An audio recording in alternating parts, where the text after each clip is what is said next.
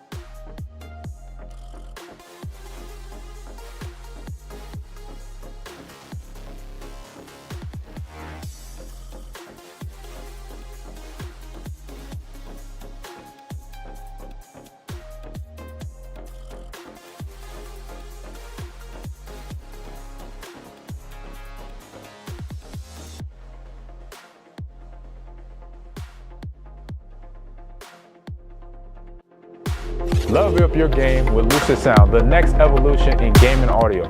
Whether you're Team Xbox or PlayStation, Lucid Sound has you covered with premium wireless headsets for Xbox Series X, S, Xbox One, PlayStation 5, and PS4. Hear every step, every shot, and every detail loud and clear. Comfort meets clarity. Game with Lucid Sound.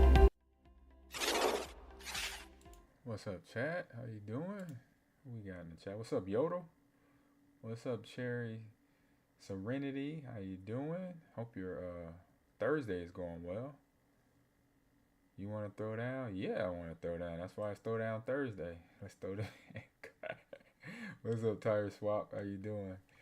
He says you pay $75,000 for a follow. Is that Oh yeah, for points. Yeah, Yodel. Yep.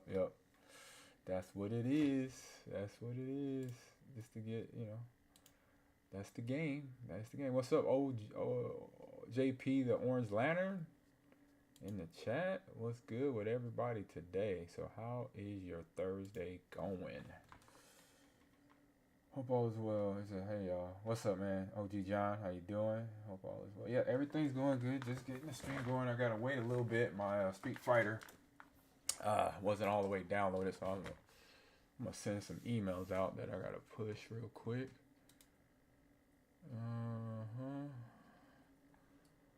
So how everybody's day is today?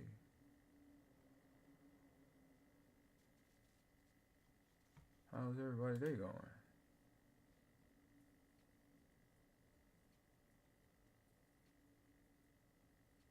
Did we do that? I think we did. Yeah.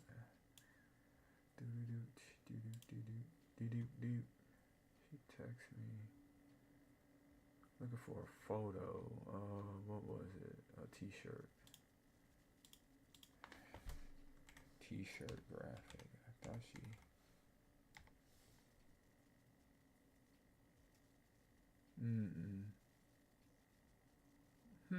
Okay, I'm gonna have to do some searching.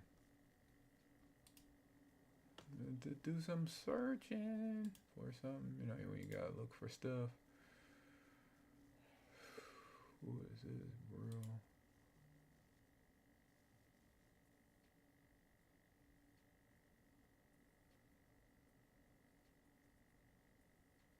Oh, I got accepted to something. Sweet. Tremont Williams, Earl Dodson this year into the Hall of Fame. Nice. Hold up. Let me go right here. It says, congratulations. I'm happy to share that you've been accepted to the NFL PCF Learning Program for Growth with Google. Oh, I think I filled this out. Yeah. It says you should have received an email prompting you to join the Google Learning Program via Coursera. If not, please check your spam or reply to this email for further assistance. Preview the attached learning guide if you have questions. Additionally, feel free to welcome to reference attached article designed specifically for NFL legends on balancing certification programs with life, family, and more. Some courses like AI Fundamentals take only a handful of hours, while others courses may take a few months. On behalf of the NFL Player Care Foundation, congratulations. Don't hesitate to reach out for any questions. Brilla Waff. Cool. All right. So I got accepted into that. So I got to reply to this email. Say it's the Google Career Certificate. So I'm gonna get a certificate in I think AI Fundamentals and Google stuff. So pretty interesting. Pretty interesting. These are emails I have not checked. There's a lot of junk in here. A lot of commercials.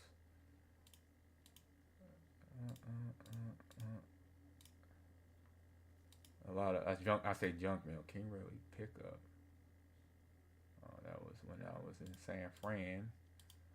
Yeah, that's all the San Fran stuff. Let me go back up to the top. Boom, boom.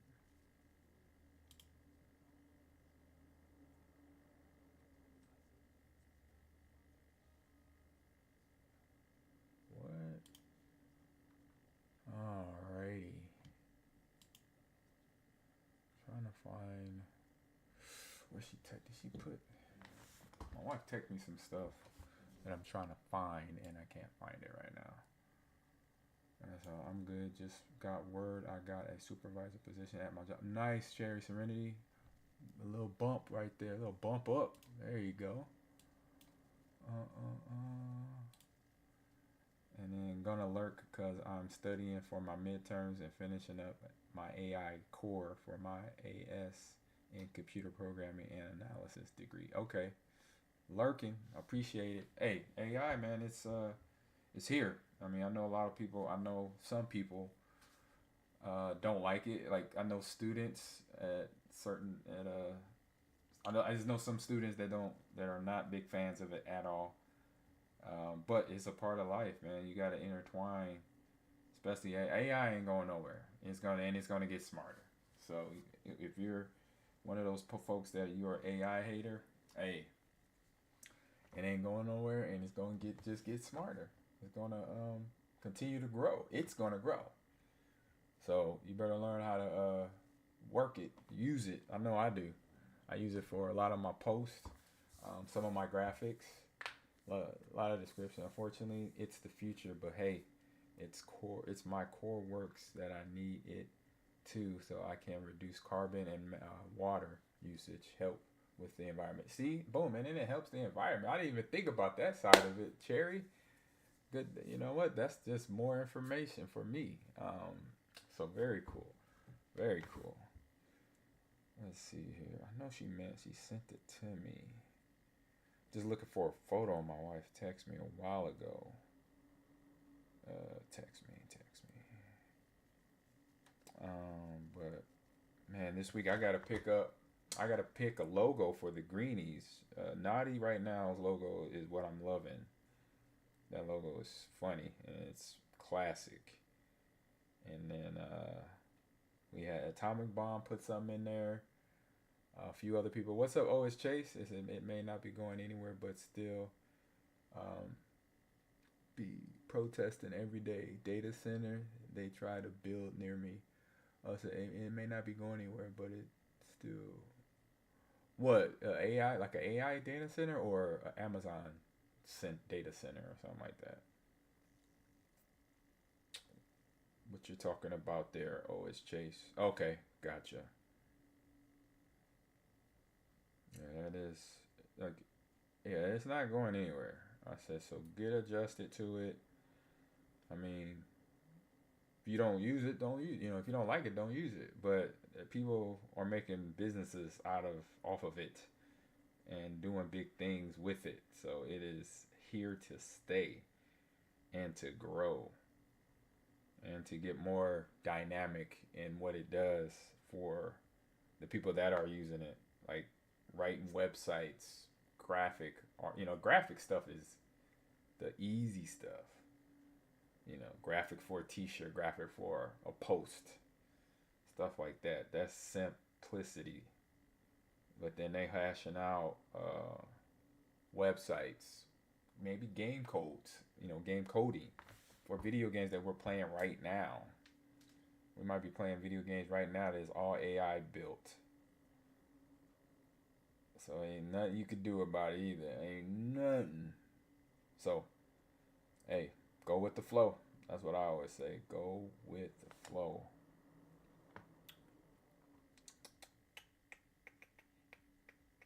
I know she sent it to me. It was around that time. I don't see it. Oh, there you go. Yay, got it. How do I put this? Oh, you know what? It's in my cloud photos. I like it.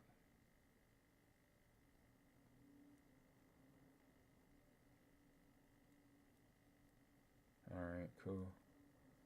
Oh, yeah, I need to put that in there too.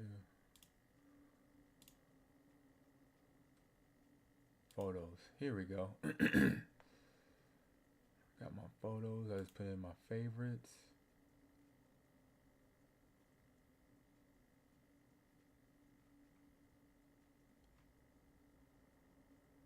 Oh, those are old going back. God, I got photos in here going back to 2012 in my Apple Photos account. Put that in Antarctica. He says, "Oh,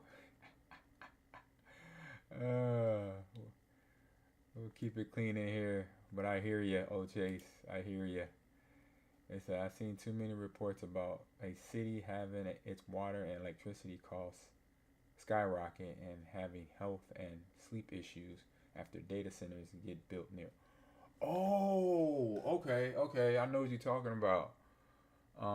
Because I know, I'm not sure if it's a data center, but I know 49ers practice facility is near either electrical wires or something, or power plant or something. That's why they're blaming a lot of the injuries they've had throughout the years, like Christian McCaffrey, for example, and then Kettle with his Achilles, like that. The environment with the electricity and stuff is pulling their aura away from them or something like that. It's so that's hitting home right there. I got 7 minutes to the game's ready. Or no, maybe a little bit longer. That's just one game moving over. Yeah, it's electrical substation nearby. It's an electrical substation nearby. I saw an article about it. Oh wow, that is, and I think that's definitely real, because back in the day, I'm seasoned, so I've heard of the neighborhoods in America that were near power lines. Those people, families, most likely had some type of illness, chronic illness, some type of cancer and stuff like that over the years. And I was like, wow. And so that right there hits me solid, and it makes sense. And it's scary, because they don't talk about that stuff. The government don't talk about that stuff. Just like the NFL don't talk about stuff.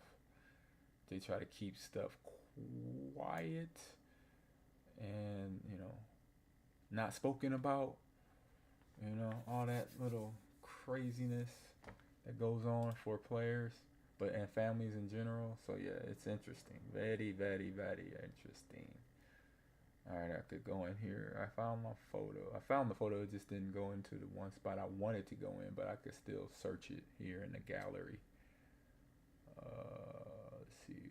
My eyeballs keep track of everything. But yeah, man, that's how crazy the government is. And it's like all the shows that we watch, like movies like Resident Evil with the Umbrella Company, and like Mission Impossible, stuff like that. Like that's why they talk about it. That's why there's movies out there saying how the government does this, that, the other behind the scenes. Right? That's just quietly pay people off. Right? And that's what they do. Like, I was just thinking about that with us as former players. The stuff we go through after football, good or bad career. You come off, you have a great career, you win a Super Bowl, but if offensive player, offensive line, defensive line, running backs, quarterbacks that got concussion, linebackers, DBs that got concussions, like, they real. It's real, and they have effects. It's side effects of that. It's not just the big hit concussion. It's also the tapping, where it's O-line and D-line always hitting every play. But for the big concussions, for one, it does cause damage. Even if you just have one, even if it's a little one to a big one where you got blasted, it doesn't matter. It's something that they have to take into account, that a lot of players have been playing since Little League and been hit in the head when they were 9 or 10 or 11 or 12. They started some Little Leagues in some states at 5, at 6 full tackle, which is scary. So, they said, right, Junior CL passed in 2012. They've had over a decade to learn. They need to take care of the players when they give up their bodies. Yes, 100% with you there, too. Dave Durrison as well did the same thing, shot himself in the chest so his head could get researched, for any other former players out there. And that is a big deal. And it's the funniest thing is about the whole concussion settlement that they deny us.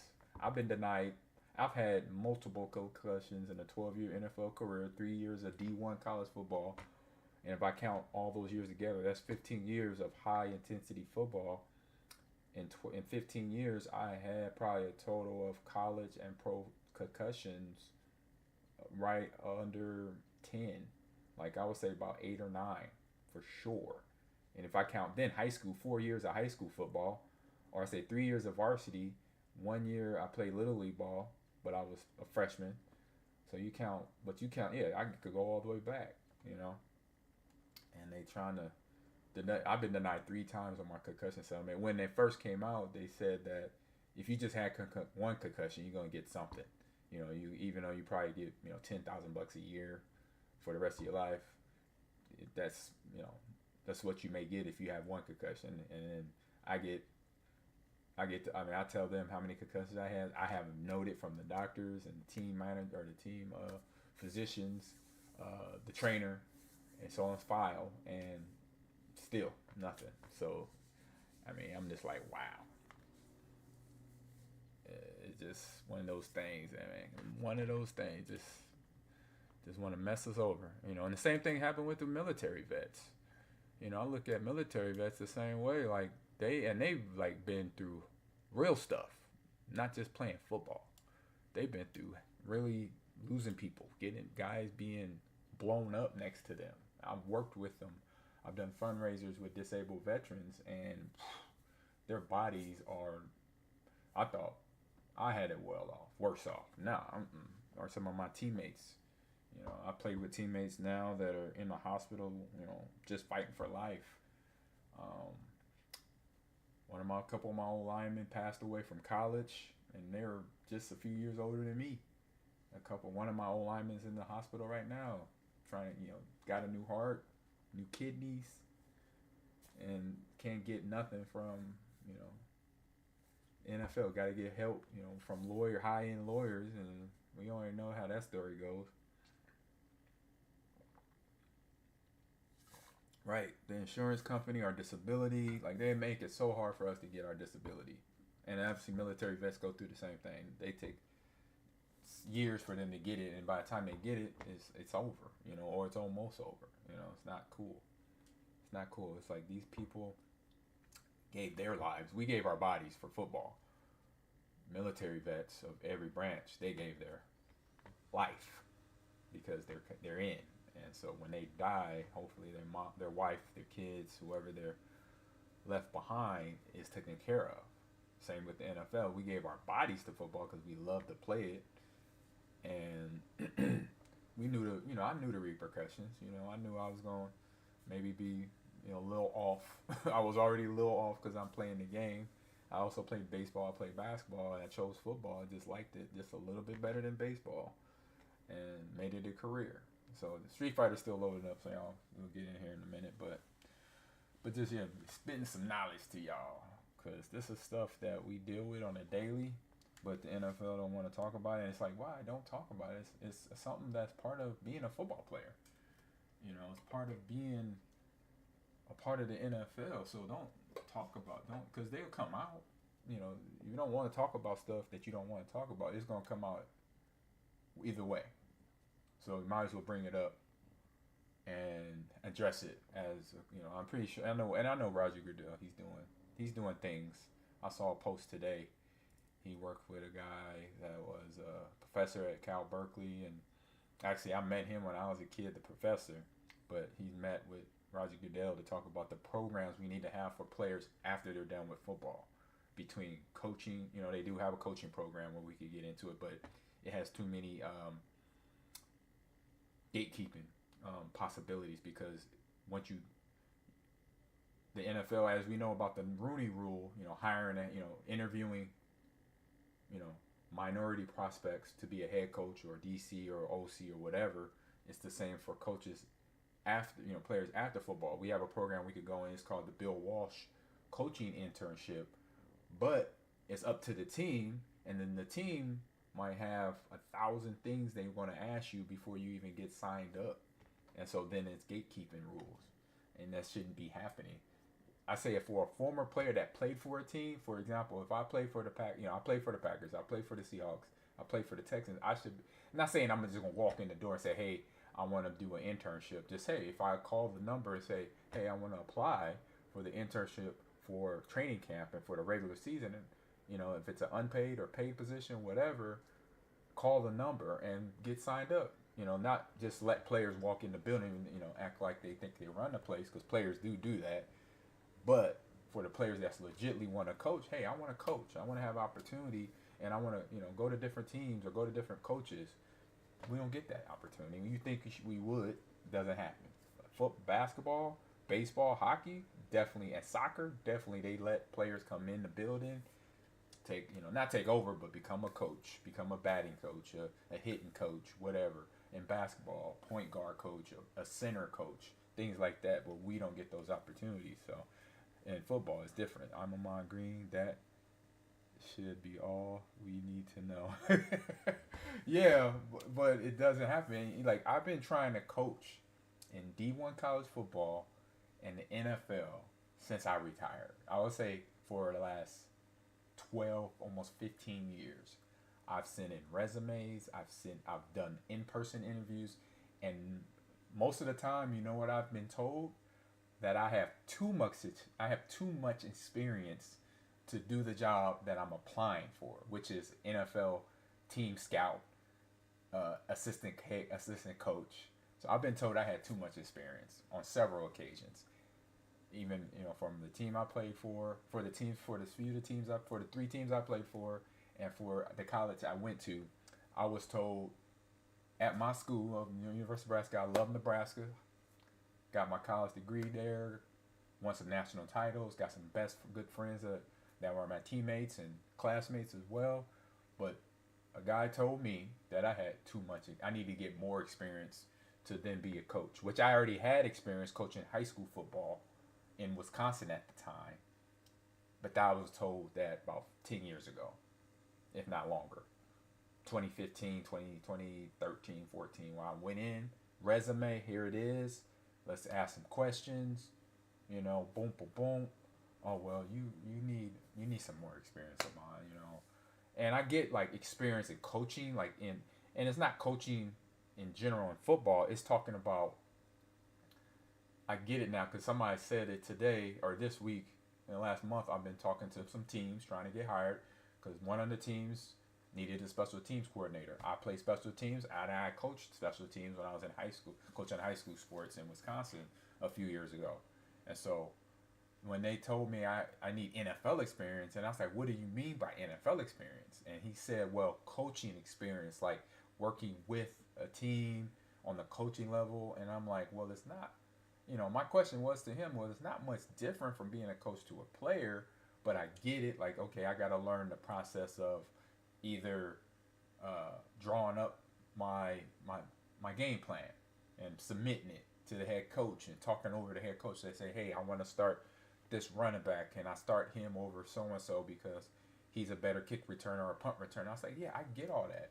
And so the intern stuff that I've been a part of, I learned it, but still, I'm still talking to y'all here on Twitch. Which I love this better than being a coach, but I would rather be honest. I would rather be an NFL coach right now. I would rather be a college football coach coaching out somewhere.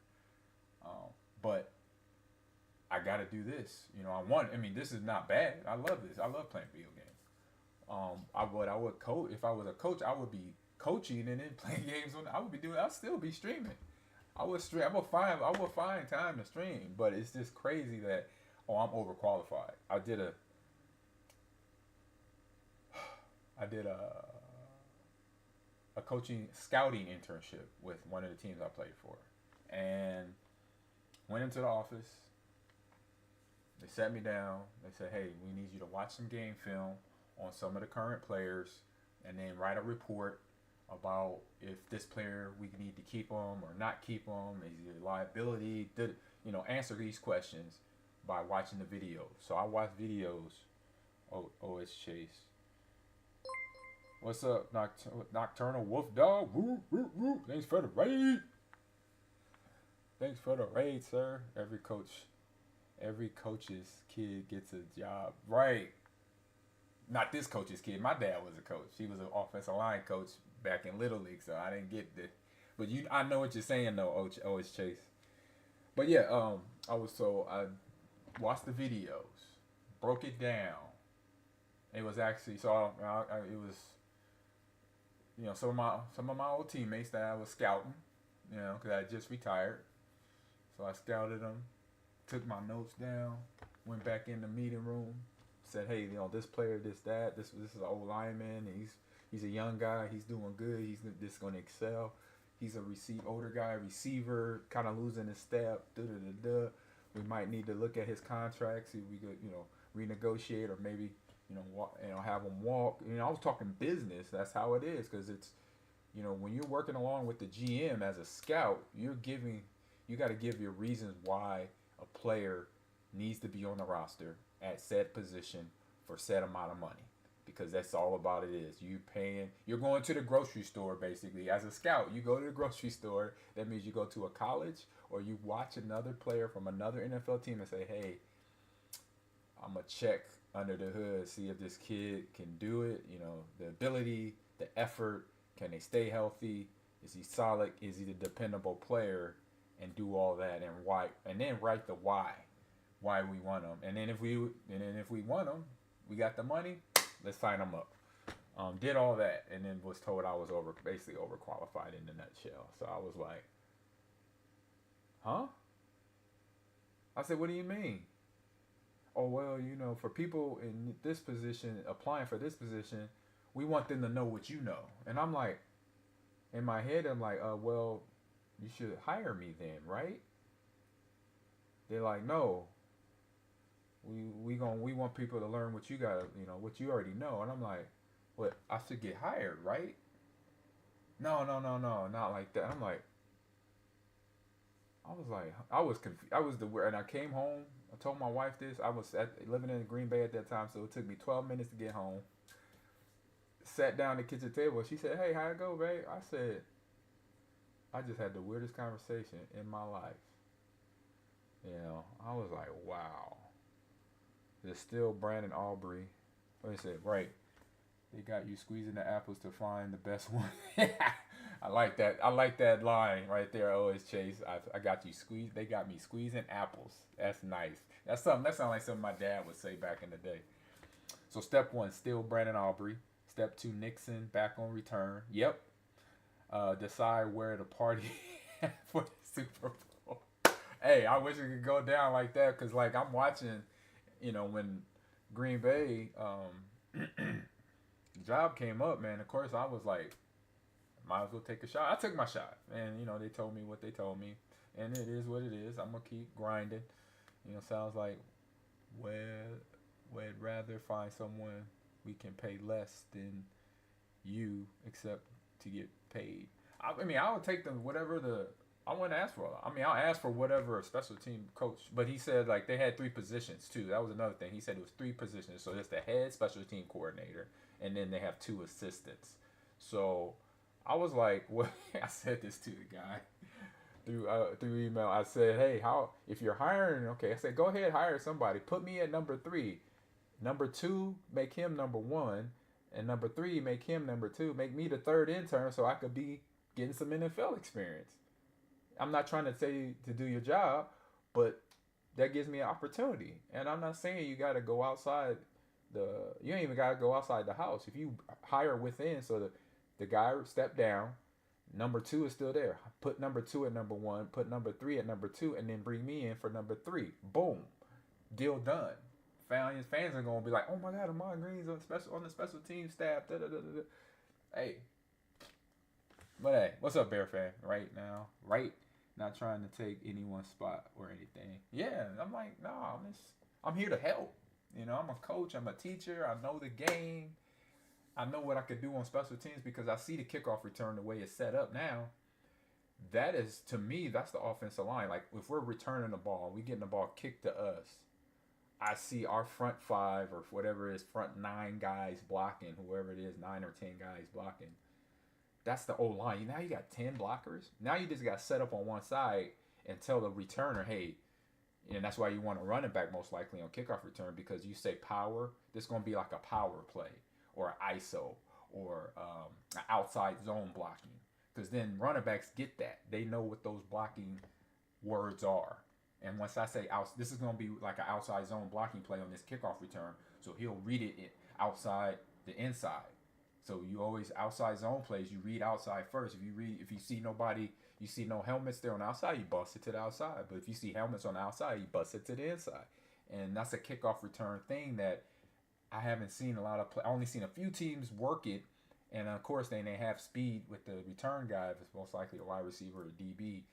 Like Dallas, the one little guy they got, you know, when you have speed kills. And so if you hit that wedge or the blocking scheme just right, the only trick is getting DBs, running backs, linebackers, D-line, to learn how to do those offensive blocks and what I'm talking about. So that's the practice of a coach. That's me practicing, teaching that technique, and getting in the head of the player. Be like, hey, remember, if you're a running back, you got to do this. You got to get the block like this and all this. So it's just talking through it. It says, Ahman, Jennings, Jordy, legendary status to get you all back in some capacity. Right.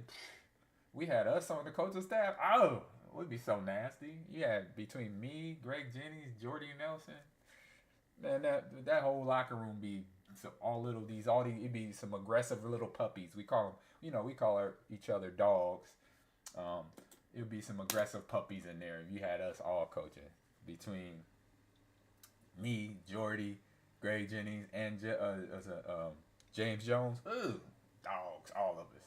Let me flip on over to some recipe. Dr. Lou is an official streaming partner of the Green Bay Packers, perhaps. Hey, I'll take that. Since they're not hiring me as a coach, I'll take that as a job. Let me jump to a quick commercial. We'll stay plugged in, and we'll be right back with Street Fighter. Looking to turn your passion for gaming into a college opportunity? Stay Plugged In is the premier platform connecting esports players with college programs nationwide. Whether you're grinding on Valorant, Rocket League, or Overwatch, Stay Plugged In gives you the tools to showcase your skills and earn esports scholarships. Don't just play, get recruited. Visit StayPluggedIn.com and start your journey to the next level today. Looking to turn your passion for gaming into a college opportunity? Stay Plugged In is the premier platform connecting esports players with... All right, sorry about that. Back on the scene, got the Street Fighter going. And so if you see right above me, the Digital Divide fundraiser, doing the t-shirt fundraiser, the t-shirt I got on right here, as we've been talking, it's Chase. Oh man, I hate when my headset wire gets stuck up on the chair wheel. I gotta move it. Come on. Trying not to go wireless, but this stuff like this is gonna make me go wireless. Right here, yep, it's all stuck up in the tire. They're gonna make me get some wireless headsets, but I'm trying to keep it old school, y'all. I'm seasoned. So, but yeah, that Digital Divide logo up there and that QR code on the other side of the screen over there. Scan it. You can get one of these t-shirts. I'm the Packers all-time leading rusher. I think y'all would like that keepsake for a nice little donation of $35 or $55 or $100. For the 55, you get a sign, t-shirt, also a signed item, and a discount on your next donation for the $100 package, which is the legacy package. No, 55, excuse me. 55 is just a signed t-shirt. The legacy package is a signed t-shirt, a signed item, and a discount on your next donation. So just click that link, or click the QR, or scan the QR code, and also click this link if you can't scan it. So I got so many things that you can do to help us out with the fundraiser for the Digital Divide. The Digital Divide is helping bring technology to kids in places, families in places that can't afford or can't get access to either internet or video game esports equipment, which is PCs basically. So you click that link, you can read the story about it. And now we're into Street Fighter, y'all. Haven't played in a while, so I'm gonna have to warm up a little bit. Play against the computer or the training, go in the training area, so I don't get wrecked. And if anybody wants to join the chat here, we got a Discord. Jump in the Discord, and I'm in the NBA 2K chat. We got my man Akido still posting stuff. Okay, boom. Oh, crack the neck.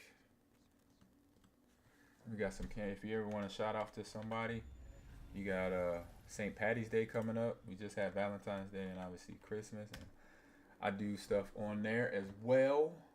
Actually, I gotta do a cameo. I gotta do one. Master Chief Collection Surprise Update officially released. Really? What they doing now? Oh, they probably adding Infinite. I just saw a post that Eeyore put in the Discord about Halo, about one of my favorite shooters. That's interesting. What y'all think of this Microsoft kind of takeover, with the whole PlayStation thing? Because they're doing some different things over there. So is it PlayStation bought Microsoft? Microsoft bought PlayStation. I think it was return the title switch. Oh no, I'm here. No.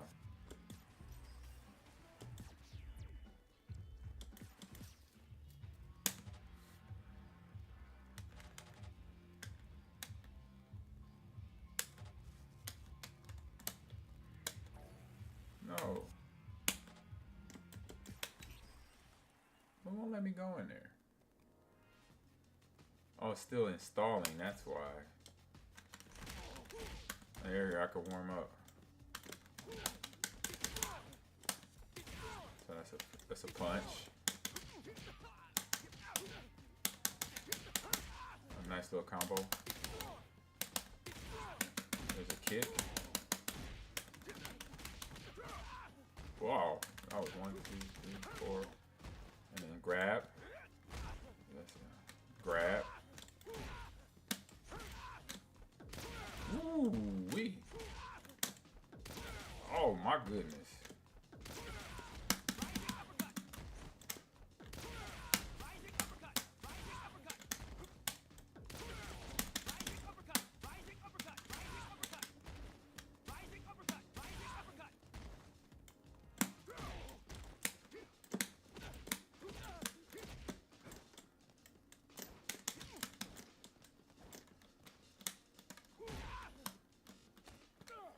There you go. Okay.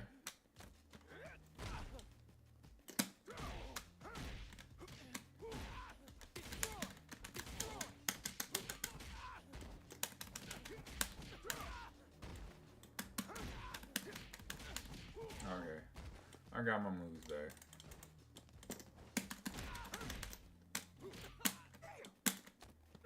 Boom, body slam. Anybody wants to jump in, you're welcome to join. I'm just warming up, y'all. And the game is still inputting or loading up. Fight back. Let me see. Installation is not complete yet. Are you sure you want to end training to return to the main? No. But how can I get him to do stuff? I know I could. No. Not good. I tried to reach him. He said not good. Because he didn't reach him. Okay, and this block. This block is back up, I know. That sounds like, that looks like, what's his name? The guy on the cover of the game. Destroy.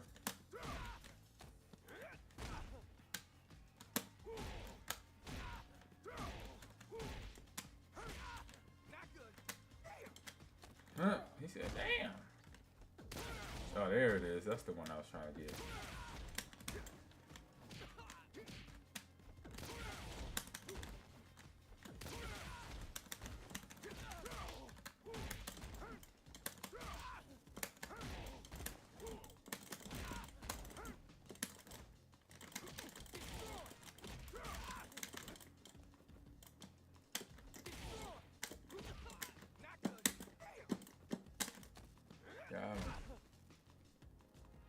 What's up, Horseboat Man? How you doing? So you could jump in the chat. I'm in the AhmanGreenTV Discord, and I'm in the NBA 2K chat. If you want to jump down in there, just chit chatting. My game is still updating, updating and loading up. I thought it was done. So I'm just getting my fist right.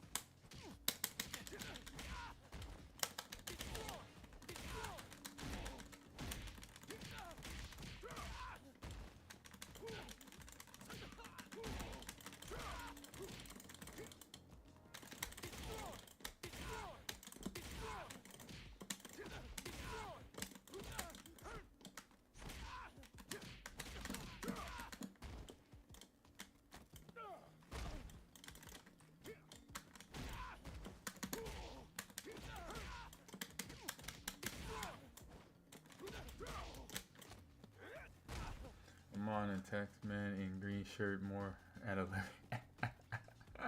Yeah, this dude ain't fighting back. I thought I could get to. Well, it's still uploading, so it's probably not all there yet. I'm definitely ready. I know the buttons. I just wanted to get memorized. I know this is back. This back is the defend, block. And then that's a punch. That's a punch. That's a power punch. I just hold the button down. I get the charge. Ooh.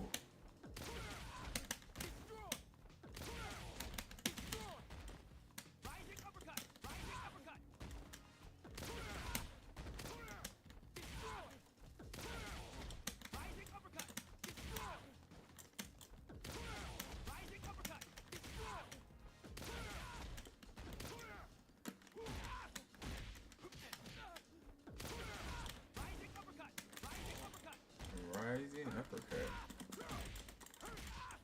Ooh, that was a rib shot. Ooh, that hurt. That hurt. Yeah. What's up, Spirits is Red? Good day to you as well, man. How your Thursday going? Mine's is going pretty good. Got my workout in. Now streaming. Doesn't get any better than this. Any better than that. So this weekend, say tomorrow, Friday, we'll be doing some either Arc Raiders or some Fortnite or Marvel Rivals.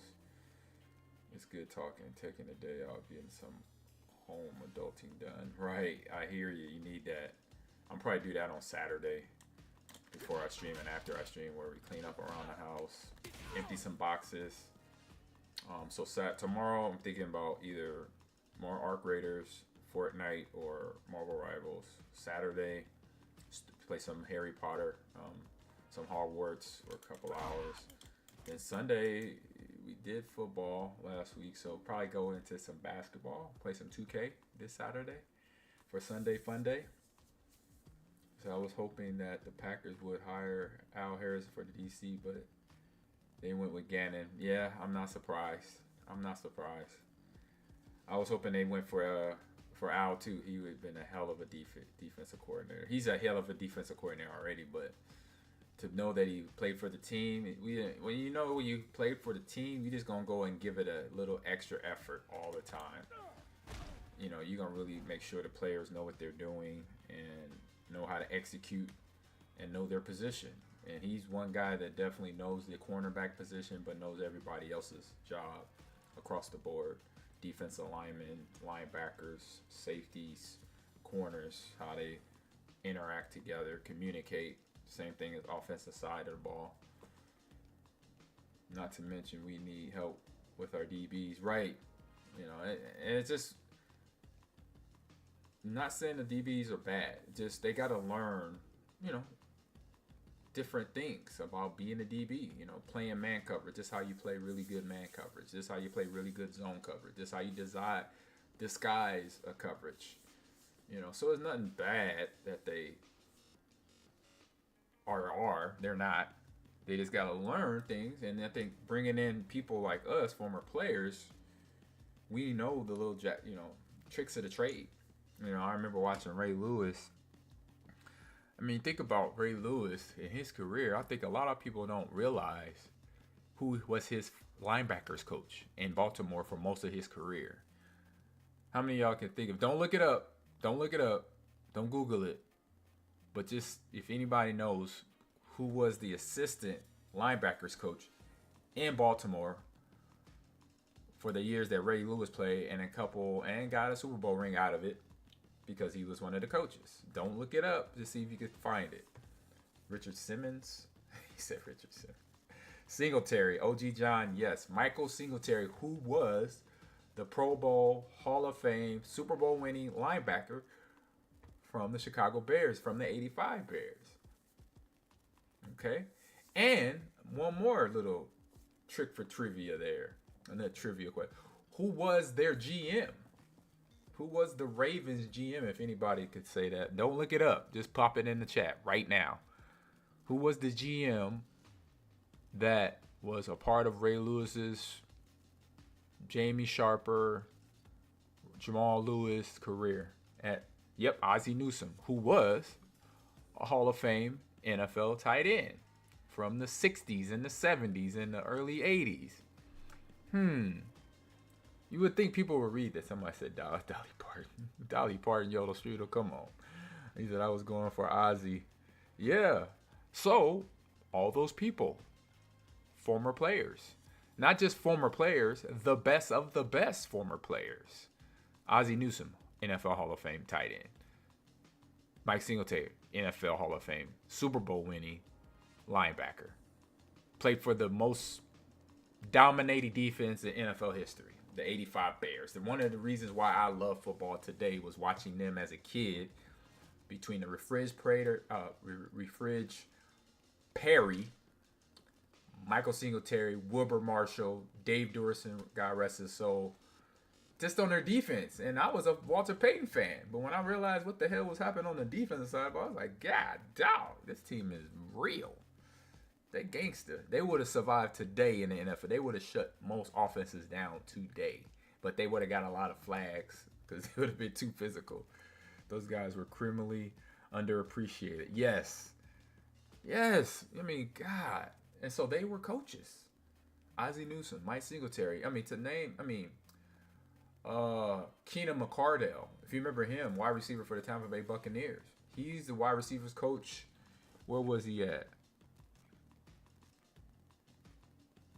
I think he might be in Tampa now, but he was somewhere. He might have been with the Chargers with one of the Harbaugh coaches, brothers. I can't remember. John Lynch for the 49ers, who might be the best GM. Exactly. See what I'm saying? Like, game recognized game. We know other good athletes, other good football players.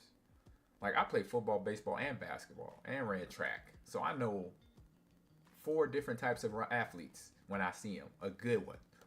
When I see a good one, or I see one that knows that is like just about there, you see what they do.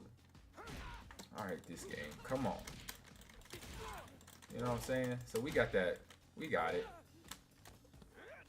But they make it sound like it's a science and that we, like I've been told over the last 15 years since I've been out of football, that I got too much experience and why I'm not coaching. And I coach my son. Answer me this, Ahman. How come there are so few players as head coaches? Again, not given an opportunity. The Rooney Rule gets hacked every time. Years ago, I remember with what's his name? He was a defensive coordinator at the Dolphins. He was a coach at the politics. He was the coach at the New England Patriots. Here we go. He's the defensive coordinator now. He's Minnesota's defensive coordinator now.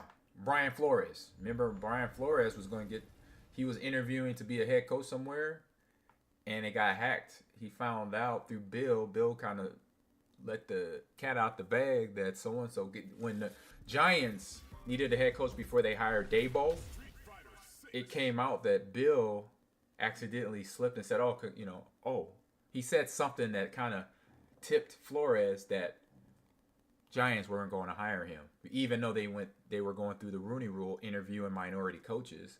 That was a big deal. You could Google that, please do, because Brian Flores, even though not a former player but is minority, was going to get the opportunity to coach for the Giants and never got the opportunity. They were just going through the motions. What they do is just bring a minority in, interview him or her, say, hey, we're going to call you back. Don't get that call back. Oh, we're going to go with our guy because we now fit the rule. We got to interview at least one minority before we hire the So it's not saying no, you got to hire. Like, it should be rules like, if he's a former player that played for your team, you have to hire him and at least an internship to see how it works out. And if it doesn't work out, it doesn't work out. But if it works out, boom, now you got a good player in the building that's a former player that knows what he's doing. And now he's teaching the younger players how to play the game. That needs not be a rule. It needs to be a enforced program that the NFL needs to put down for all 32, basically. Bill Belichick sent him a text saying, congrats, Brian, but it was for Daboll and not for, exactly. Thank you, Spirit is Red. Thank you. So that's why we're not coaching, because they already know how the Rooney Rule works. The Rooney Rule is all you need to do is interview one or two minorities. After you interview them, then you could interview who you want and then bring in who you want, because you gotta fit that rule. So they hacked it. That's why. That's one reason why. And like I said, for my reasons, for me not getting any no experience, then I don't know how to be an NFL coach thing pops up. Oh, well, you don't have no NFL experience because you never coached at another NFL team. Well, if I coach football, that's coaching football. That's coaching in the NFL. If I coached at Nebraska or Notre Dame or Wisconsin and you hire me, I got to gain experience. You got to give me opportunity. They give everybody else opportunities. People, trust me, I'll say it. People of lighter skin, opportunities. We don't.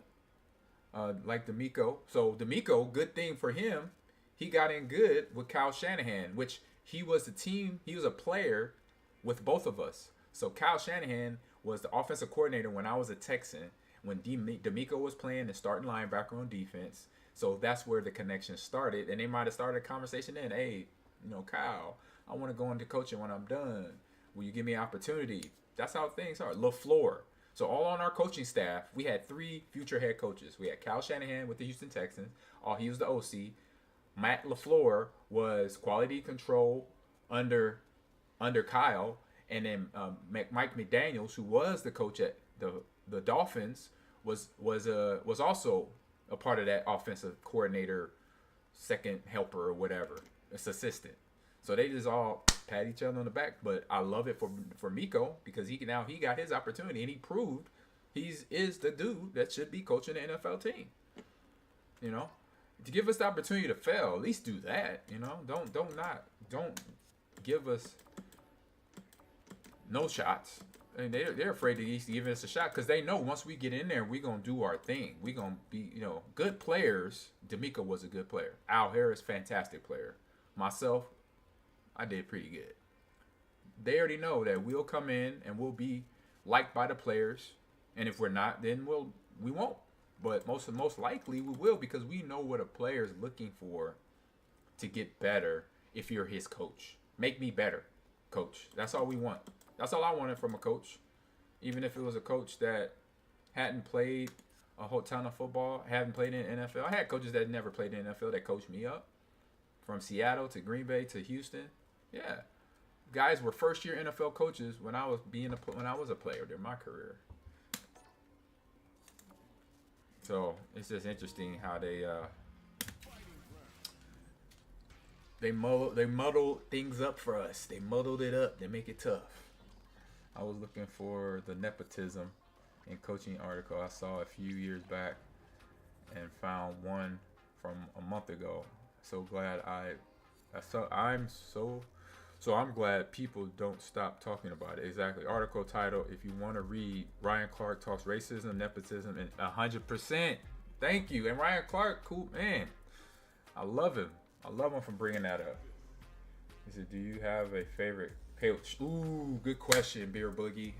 My favorite NFL coach. Like, okay, you want to go guys I coach by? Well, no, guys that I was coached by, or guys that I see now, or vice, all of that. Which one do you want? I could give you, because I like coaches today. I had coaches that I liked when I was a player, and before and after my career, I was coaches that I like, basically. See practice, training, going to training, so all of that. I was thinking guys that coached you. Okay, guys that coached me that I liked, that were good, that were like, I was like, man, this is a good dude. So I won't even start with my position coaches. I'm gonna go with my special team coordinator in Seattle, my rookie and junior year, my rookie and my second year in the NFL, Rich Rodriguez. I believe he's passed away now, so God rest his soul. But he was a coach that taught me so much about, obviously, patience and having to deal with a coach that is gonna yell and scream and give you the business, but then say, hey man, I love you at the end of the day. He was one of those first coaches that I encountered in the NFL. I had a few in high school and in college where I was around coaches that would they would basically cuss you out, and they call that coaching. And So it was him. But he was a special teams coordinator. And so he got up in my butt a few times. All the time, really. I'll be honest. All the time. And it was funny, like one time when I actually did, like, so one reason he told me he was on me so hard was the fact that I was a fast run. You know, I was fast. I came out of the draft at the combine, I went a 4.49, and I had a pulled groin. And then at my pro day, I went 4.17 and 4.18. So he's like, Ahman, with all that speed, you should be the first one down the football.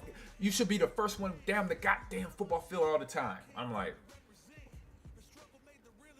dang. I was like, so I got to put on that speed all the time. So I was like, all right, cool, whatever. I'll take his whatever he would say to me. He threw so much at me my rookie year. And let's do random. And so I took it. But I got stronger mentally more than anything. Like, knowing he's going to berate me regardless if I win or lose on a play. Like I said, mentally, he made me stronger. And then at the end of the day, when I had an opportunity to really talk to him about stuff, and I remember I had some moments with him where he was like, Ahman, you know, this is how you do it. You know, I remember on a play. Here, I'll pause it real quick.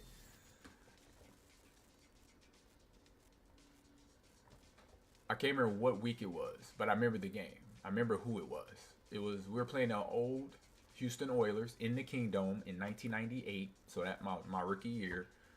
We kicked off to them, and I ran down the field. You know, it's the first level. This is old school before they took out the wedge and all that stuff. So I'm running down the field, and what I remember when I was running is when the first guy came to block me, I kind of like did one of these and like blocked him.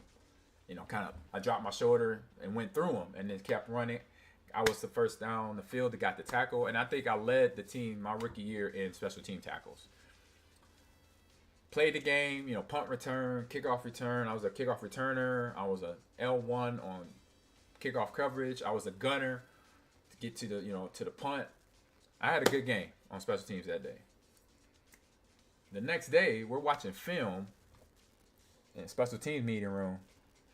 And my coach Rodriguez come in the room. He's happy. Like, he's like, oh my God. He's like, oh my God, happy. He's like, this is how you play football. He said, for everybody in this room, when I put on this tape, this is what you're supposed to be doing on kickoff coverage. And I'm like, who went off? I'm like, well, I know I had an okay game, but I don't know, blah, blah, blah, whatever. He puts on the tape, and it's the opening kickoff where I hit that dude. And I told you, I thought in my head, I just kind of like, boom, bump off of him. I hit my mic right there. Sorry.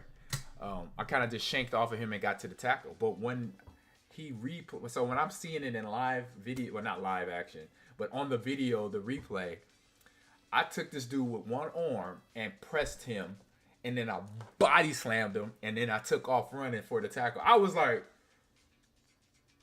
I'm sitting there looking at the tape like, I don't remember doing that. All I remember was getting to the tackle, like breaking off the block, getting the block off me, and then boom, getting the tackle. And I tackled the dude inside the 20, so that was a bonus. He's like, it was a tackle inside the 20. He got off the block fast and hurry and with aggression, did whatever he said. They was like, Ahman, what is wrong with you? I was like, Brad, I didn't remember doing that.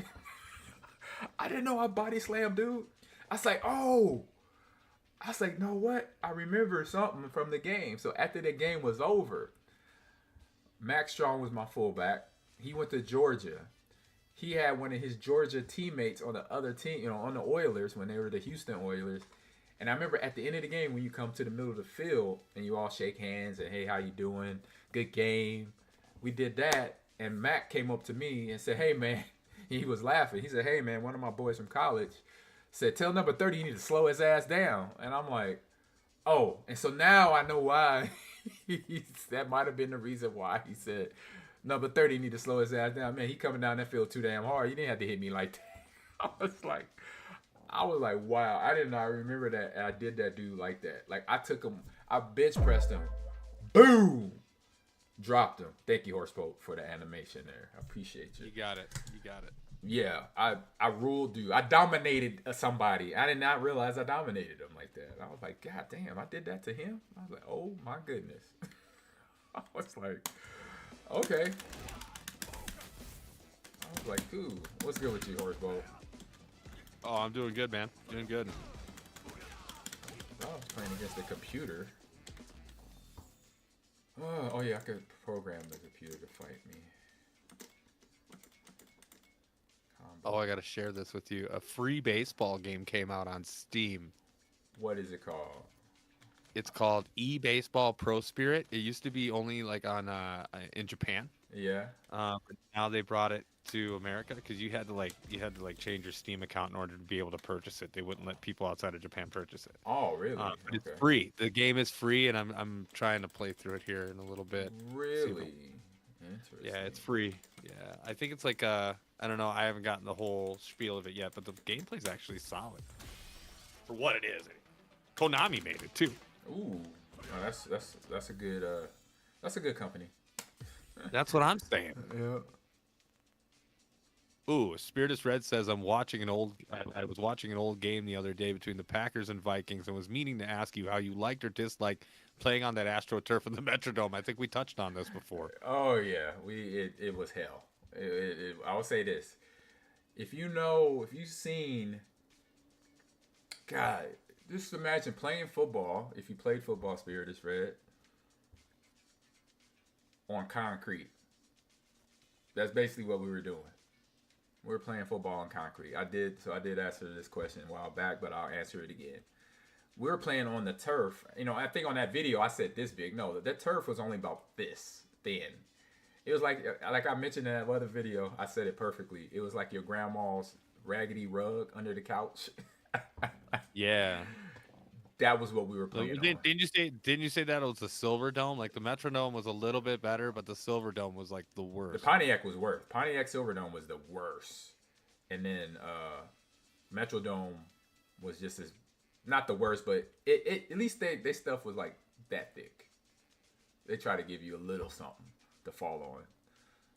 It's like putting a pillow down and you just fell 100 feet to the pillow.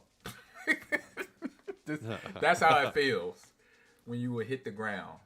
And just imagine, I think Brett, he got concussed when he was a Viking when they played outside because it was so cold in Gopher Stadium before when the cave. Yeah, when they had the transition. When they had the transition when the roof caved in on the Metrodome, and that needed to happen. That was God willing. That was Lord. That was Lord willing.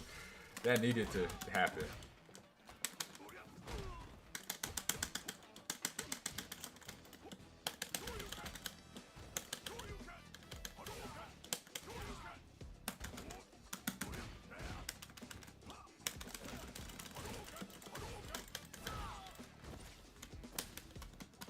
So yeah, it was. You were sore the next day. If you didn't get a massage the next day, you were not the smartest person. You had to go get a massage, chiropractor adjustment. Do something. Get in the hot tub or the cold tub. I'm sorry, cold tub. If anybody tells you to jump in a hot tub after a football game, they don't like you. They don't like you. Cold tub. Get in the cold tub about 32 degrees, you be good. Right around freezing, you okay. Trust me, it does a body good. It's definitely a no for me, dog. He said definitely a no for me. Why is that, Horsebow? You just don't want to jump in 32 degrees and hang out? Hell no. Hell no, bro. Hey, nope. We used to get in there and have full conversations. Hey, man, what you doing for dinner tonight? We get in the water. We be like, okay. All right, man, what you doing for dinner tonight? All right, me and the wife are going to steakhouse, blah, blah, blah, blah. This is one time, one of my teammates, you gonna like this. Y'all gonna like this story. So, this is my second year at Green Bay. So, 2001. And now I'm the starter. We had a DB, really big DB. This DB was my size. He was like 218, 220. Good guy. But we had a moment because he was on defense. So his name was Antoine Edwards. He was a first-round draft pick in '99 from Clemson. He's a strong safety at Clemson. like I say, teammate, good dude, good everything. Just we had a moment in practice where he blitzed in practice, and I did my job protecting Brett because Dorsey's told me from day one when I got traded there in 2000 that don't let number 4 get touched in practice, in a game, never, or you will lose your job. I said, noted. I would take that down. Appreciate you, Dorsey. Boom, boom, boom. So Antoine in practice came on a safety blitz up the middle, about the A-B gap. I saw it, took my job serious. Boom, bounced him out the club. Get over there. Don't come in here with all that nonsense. And he got mad at me because he thought I gave him a little extra. And I'm like, so what's the problem? Oh, you didn't have to do all that, AG. I say I'm doing my job. He's like, this is after the play. We're jabbering at each other. I was like, hey, man, I'm doing my job. I said, go on. I said, see you next play. He said, no, man.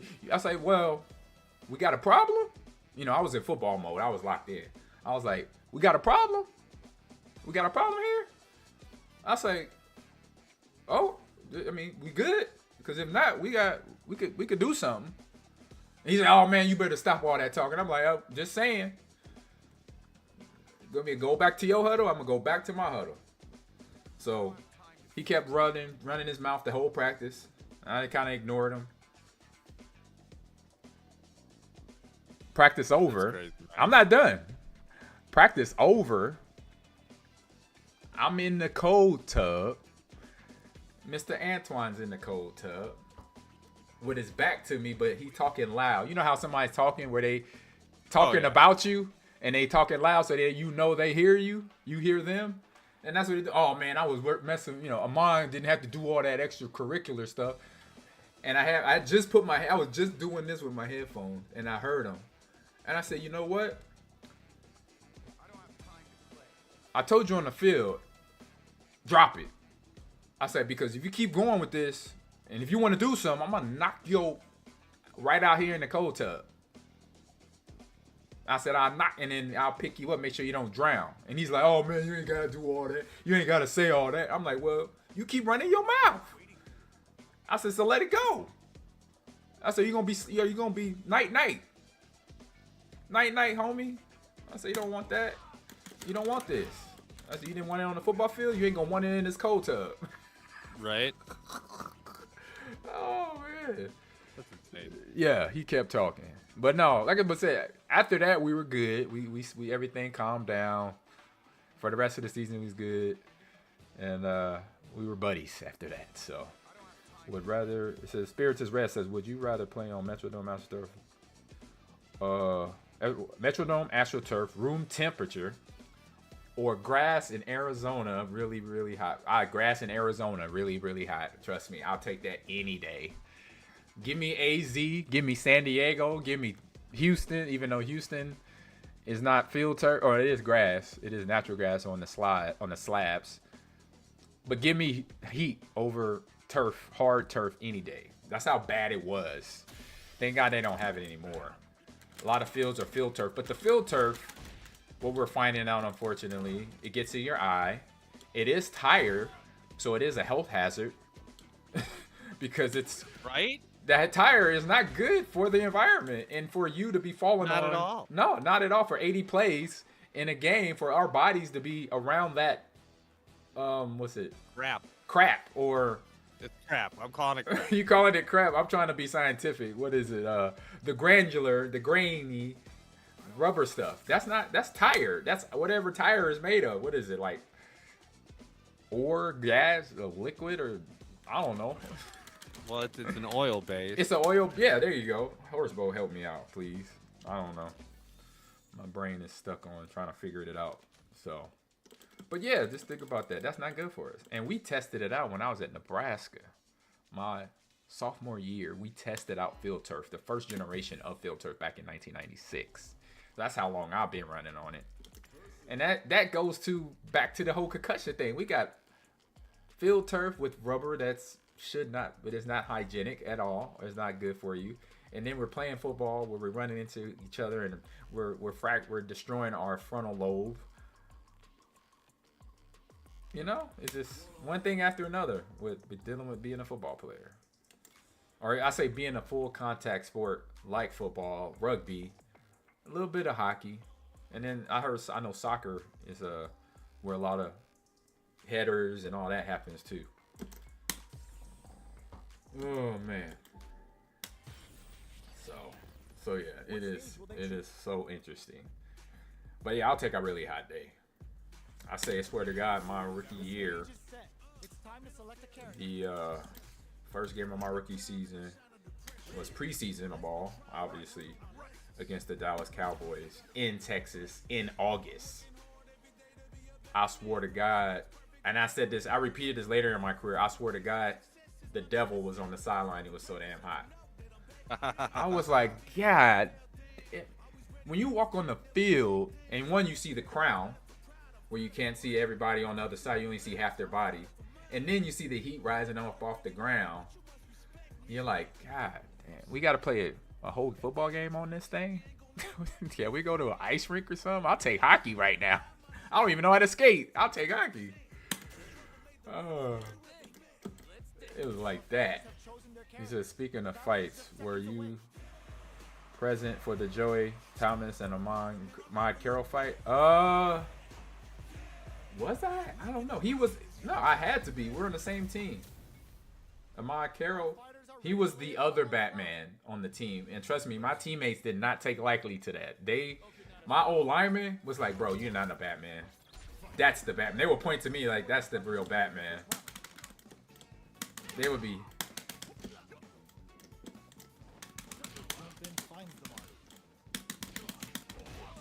So yeah, they had my back.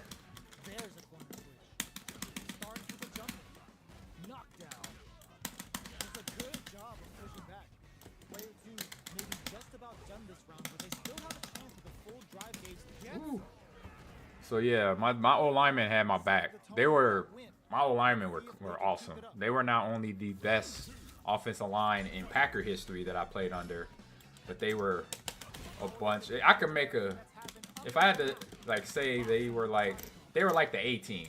If you know B.A. Baracus and Face and Murdoch and all them. Everyone had a character flaw and they were all hilarious. We had Marco, we had Mike Wall, Mike Flanagan, Mark Tauscher, Chad Clifton, Kevin Berry, who's healing up in the hospital right now. And those are the main guys. And you didn't mess with them because all of them were like 6'3", 300 plus.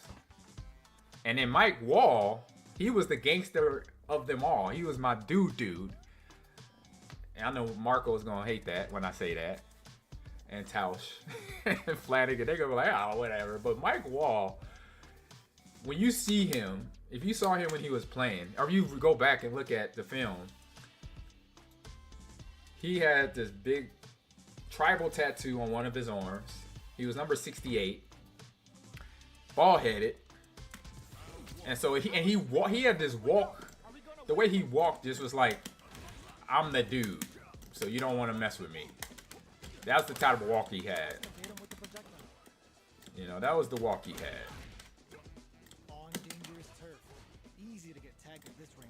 And so yeah, he was just that dude. And he would religiously beat up Kabir Bajabiamila during practice. He was just like, I just want to hit him in the face. He's like, he has a face that needs to be punched rapidly. I'm like, what? He's like, come on. I got to punch him in the face all the time. I'm like, oh my God, this is too. I say, Kabir, you know you can protect yourself too. He's like, oh, I can? I'm like, yes, you can. That's how my conversations would be in practice. Horseboat with Kabir. Yeah. And he was my roommate on the road. So he'd be like, Ahman, what can I do to have Mike Wall stop beating me up in practice? I said, fight back. Fight back, bro. He's like, what? No. I said, you can hit him back. He's hitting you. So fight fire with fire, man. He's like, really? I was like, all you're going to do is continue. You sitting there, continue. I watch the drills every day, Kabir. I sit there and take a break, and I'm like, oh, let me go check in with Kabir, and I see you getting flung around like a rag doll. over in the O-line, D-line competition area. You just gotta sit there. I'm just sticking my Gatorade. Just shake your head. Yeah. You're just like, I'm like, look at this shit. Look at this shit here. This is a grown-ass man beating up another grown-ass man in practice, too. I'm like, sure Kabir loved that. I'm like, and I love him to death, but he knew it. I loved him as a player. He was a hell of a player, hell of a guy, hell of a player. But Mike Wall was that dude, and then Marco Rivera was like, you could pull his character from any gangster movie, gangster mafia movie. He kind of act like that because he was from the Bronx, New York, so he act like he was a made guy. You know, yeah. And so Marco would, between Mike Wall, Marco, Kevin Berry, Kabir had the blues every practice. He said, like we're in the hotel room. He said, Ahman, I don't know which way they coming from. I'm like, well, he said Mike Wall beat me up, and then Kevin Berry, he doesn't talk. He doesn't really beat me up, but he just joins in because he's the young guy. And he weighs about almost 400 pounds, and he grabs me. His hands are bigger than my head, and I can't really get him off of me because he's so strong and heavy. I was like, oh my God. I said, Kabir, I said, if anything, fight back. Just fight back. Throw one punch. I said, give one punch to somebody, please. Because when I look over there. Give him one good shot to the chin. That'll make him think twice. Right. I said, you can throw back. You can throw back. So I'm just like, oh man. So there was some fun conversation with Kabir on the weekend. He said, I remember White Wall playing line in a club because he broke his hand. Yes, that dude. So speaking of Mike Wall playing with a club because he broke his hand, Marco Rivera played 1 year. It was either half a season. I can't remember what year it was. It was between 01 to 04. 04 was his last year. So between those 4 years, he played with 2 MCLs that were damaged for the whole season, for most of the season. So not only did he play with them, he made the Pro Bowl that year with torn MCLs in both his knees. And he's already had neck surgery, so his neck has been fused. And and he lives in Dallas. I get to see him every now and then. So doing well, health-wise, he's doing well. And but as a player, you couldn't take him off the field. Like he had MCL tears. He had kind of what else? I'm trying to think. MCL, ankle, hip, back, shoulder. I think he probably since football. I know Marco because we talk a lot. Might have had close to between both his left and right shoulder. I think close to 10, maybe 12 surgeries per total between both his shoulders. Wow. Wow. Right. And then Mike Wall, who was a specimen when he played. Now he can't even get his shoulders over his head. We hang out and talk. He's like, nah. He said high five. He said, no, that ain't happening. He said, I can only go about right here. I'm like, what? He said, yeah, it's a part of what we had to deal with. I'm like, noted. Like I said, we weren't unaware. Like we knew our bodies were not going to be functioning properly after football, or our brains. But don't try to not talk about it. So that brings me back to that conversation that we had earlier. Yeah. But Mark, and then Mike Flanagan, he was the brains of it all, off the field shenanigans. Because like on the field, they were the guys. Like they were in unit. Most NFL defensive linemen didn't like playing against them because not only did they do their jobs right, they talk trash at the same time. So when you know somebody's really good at something and you know it and you can't stop what they're gonna do, they did that. They used to tell me things during the week. He said like, we would tell, they were like, Ahman, last week's game against the Bears or against the Vikings or against the Buccaneers, we would tell the defensive lineman, hey, number 30's coming right here. And he's going then on this play, this play, he's going to come right down this gap. Then the next play, he's going to go to the outside. And in both plays, he's gonna gain more than 5 to 10 yards, and you can't stop him. I was like, what? I was like, that's why defense was pissed at me all the time, because they be cussing me out because y'all getting all in their head, trash talking. It's like, come on, it's part of the game. We got to get in their heads. We got to get them thinking about stuff they don't need to be thinking about, so then it makes our jobs easier and your job easier, because we can block them now because they're all afraid of you and us. He said, but I was like, wow. I was like, okay. I said, I wasn't into trash talking at all, so I just like, hey, I try to play the quiet game. I guess it didn't. It worked, I guess. But yeah, my old linemen, they were chatterboxes. They'd be sitting there just chopping it up with everybody. And you know what? And we talk about NFL stuff that goes on. He said, I love watching screenplays around that time. There was so beautiful. Oh, I love running screenplays. I pretty much ran them at Nebraska a lot. And then knowing I had those guys that were not only good blockers, but they were a hella athletic. They could get out and run. And so when you do the screenplay, you know, the ball snap. This is my best acting job. When you saw me run a screenplay, I was acting like I was gonna block. I could have won the Oscar every time. I know the best one I had was against the Miami Dolphins in Lambeau Field. Zach Thomas was the linebacker, you know, Pro Bowl, Hall of Famer now. He blitzed. And I was like, oh, perfect. Because you want them to blitz because they're just trying to get to the quarterback. Not realizing, oh, I'm just what they called it. What we used to, coaches called it, give them window treatment. So you're just there for window treatment. It's, oh, how you doing? Oh, slip by him and then turn around. Brett throws you the ball. So that's what Zach did. He blitzed. I stuck him. And with his power, you know, he's like, oh man, I beat him. And I just kind of fell off of him, but then put my hands up. And Brett just said, boop, like a little jumper. Boop. Caught the ball, one hand, I think. Old lineman, they set the side, they call it the sidewalk. When the linemen get in front of you on the screen, it's the sidewalk. Get to the sidewalk, you're going to be good. You get off the sidewalk, that's your ass. Get on the sidewalk, follow your big guys. And so I just sitting down there waiting, setting up their blocks. I'm like, all right, you go over here so you get that guy. You go over there so you hit that guy. And you could go over there, get that guy, Mike. And now there's nobody else to block, so touchdown. Boom. It was so fun. And the Bears was, I'm sorry for any Bear fans in the chat, Bear fan. The Bears were the suckers. We got them every time. It worked every time. I was like, we play them twice a year. What's up, Elders Games, man? How you doing? We played them so much, you would think they had it down. No, we would get it all the time. But, you know, that's how it would go. That's how it would go. Oh, my God. You guys were comical. And they had, my old lineman had got a reputation about them. Like, the whole league knew about them. Not only because they were really good, because they trash talk so much. They trash talk so much that other teams were afraid of the line. I was like, what? I found that out when I went to the Texans. They was like, oh, yeah, you had that old line. You had Mike Wall and Mike Flanagan, Marco Rivera, and Mark Tauscher, Chad Clifton. And then you had 71 coming off the bench. Yeah, 71 coming off the bench.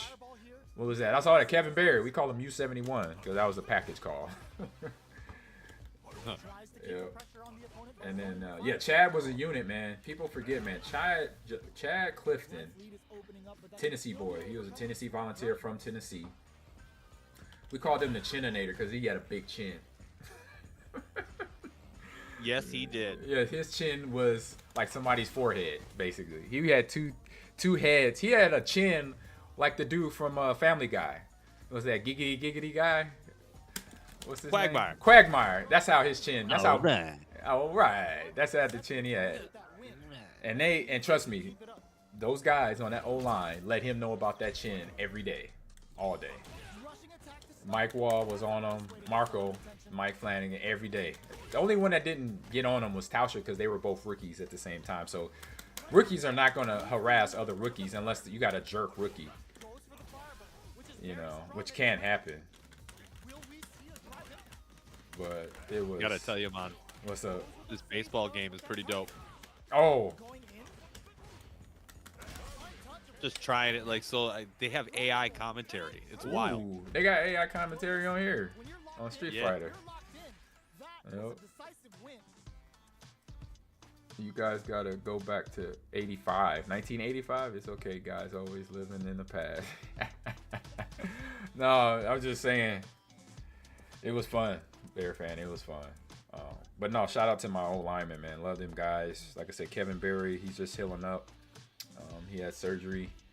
He got his heart replaced and kidneys as well, I think. So everybody, good. If you know Kevin Berry, give him a shout out, please. He needs it. He needs the help. He needs the support. I know I probably wasn't supposed to say that, but I did anyway because I love him to death, and I think he needs the help. He made my job easy. So they took care of me. I'm gonna take care of them. Offensive linemen in general, they are forgotten sons of the game. 100%. Yep. You know, as players, I'm sure you guys, that's the first people you think about. Oh yeah. They're the biggest teddy bears, but they are the biggest monsters to other people, and What is this? pretty epic linemen. Down I love, because I live in Wisconsin. I get the joy of listening to Tauscher talk sometimes. Oh, that's right. He's right in your area. He's in Sun Prairie. Yeah, Yep. he's funny, man. He's funny. Yeah. I just love his I don't know. He's got quick wit. Yep. He is, and that's how. I mean, if you look at him, if you met him, you don't think he was an old lineman in the NFL. The guys would talk about him all the time. They'd be like, "Bro, you're so bad body." They call him bad body. They call him T Unit. What's up, T Unit? T Unit, I love it. Because they didn't know what type of unit he was. They was like, you're blocky, but you get the job done. He's like, hey, I do what I have to do, and he did. He didn't look like he could block people. He could block people. His rookie year, my goodness, he started as a rookie. Chad Clifton, and people forget, Chad Clifton and Mark Tauscher started as rookies the year they got drafted. So they were dudes. Instantly dudes. Really good players that understood what they needed to do to block people. But no, I ain't gonna say that. I got something I'll say about Chad though. I was gonna say something about Mark, but I won't share that. It's a good one. I remember him always reporting as eligible when he would come on. Yeah, that was Kevin Berry. But Chad Clifton one time in a game, we're playing the Tampa Bay Buccaneers, and he comes up to me, "AG, I need some help over here." And I'm like, "Wait for the play call, bro." I was like, "Wait till the play call. Let me know what my assignment is first." And we got the play call. Scat 2-jet something. And I'm like, Scat tells me I got to go straight to the flat. So I got to go to the flat because I'm the first read for Brett if they blitz. He's like, "No, you got to come help me out over here." I said, "Bro, it's scat protection. I can't help." He's trying to get me fired, man. I say, "Bro." And then what the hell, a bull? Oh, I picked that. I heard the bull coming, but how I'm going to get over the bull is interesting. And so, yeah, I brought it up in meetings, too. I was like, "Hey, y'all, Chad was trying to get me to do scat protection blocking." He said, "Did you do it?" I was like, "Hell no, I had to get to the flat. I ain't getting killed." He's like, "Yeah, he does that a lot. He gets lazy." I was like, "Oh," so everybody was like, "Yeah, Chad gets a little lazy." And I was like, "Oh, okay." So that's what they told me. I was like, that's what Flanagan said. "Yeah, Cliffy's a little lazy sometimes. He probably was tired, and he needed to come out." You gotta hold that big ass chin up, bro. I don't know. Yeah. It's like Jay Leno as an offensive lineman. Facts. That's how that thing was built. That thing was strong. That thing was strong. That's what she said. Yeah, that's what she said. Oh. These curveballs just... Are they looking good? Hey, this game is, for what it is, like, it's free. It is cool. Like, don't expect MLB The Show, but there's some aspects of the game which, like, I think the show could definitely use. But you can play in heavy rain. You can play, like, it's just cool. I don't know. You have to experience it. I actually like this game a lot. Ooh. And what's it called? But I'm striking out. I shared it with you. Oh, okay. In the chat, in the Discord. Okay. Yeah. Cool. Yeah, we had some interesting times in that locker room. And like in the locker room, they were big kids. They were always practical joking everybody, especially me, because I was the one and only running back that actually hung out with them. Oh, damn it. Yeah, Dorsey. I was like, you don't hang out with the old lineman? He's like, nah, man. He said, I go home. I was like, but they got lineman dinner. I was like, don't you want to eat? He's like, nah. I was like, And they asked me, hey, G, you want to come out with us? I was like, when y'all go out? Thursday night. Every Thursday night is the lineman dinner. I was like, yeah. I said, where we eating? Oh, I was like, wait a minute. I don't have to ask y'all. Y'all big guys. I know we eating somewhere good. He's like, exactly. Right. Damn, bull keeps hitting me. So I was like, I'm not worried about where we're going. I'm just like, this is the only way win. He said it's going to be after. You know, we usually meet around 7 o'clock so we can let everybody that's married get home early. And all that. So I like, cool. So I started going with the O-line dinner, or lineman, my first year, hanging out with him. And you talking about just as more entertaining at the restaurant than it was on the practice field and on the game field. Oh my God, they would just have some crazy conversations. Marco met my sister, and then so he was always teasing me, man. Your sister's hot, dude. I'm like, bro, you're married. Back up. It's like, bro, he said, no, Michelle. Don't worry about Michelle right now. I'm like, no, you're married. Stop it. He's like, don't. What's her number? I'm like, I'm not giving you my sister's number. No. I'm like, no. I was like, I think she has a boyfriend now anyway. I'm not sure. I'm not in her business, but I'm not giving you my sister's phone number. No. Like, dude, back up. He's like, no, man, I met her. She's nice. You know, you sure? He's like, you sure she's not Puerto Rican? She was light skinned, and I was like, oh my God, because he was Puerto Rican. I'm like, bro, no, she's not Puerto Rican. I'm like, she is not Puerto Rican guy. He's like, dang it, like, she's so beautiful. I'm like, thank you, but no, thank you. Okay. Yeah. I do not want you as my brother-in-law. Nah, and that was hard pass. Right, and that was every day. Ahman, where's your stuff? Did you give me? He's like, you didn't text me your number. He's like, Ahman, you didn't send it to me yet. I'm like, I'm not sending you anything. Man, get the play. Get you got the play. Get out my face.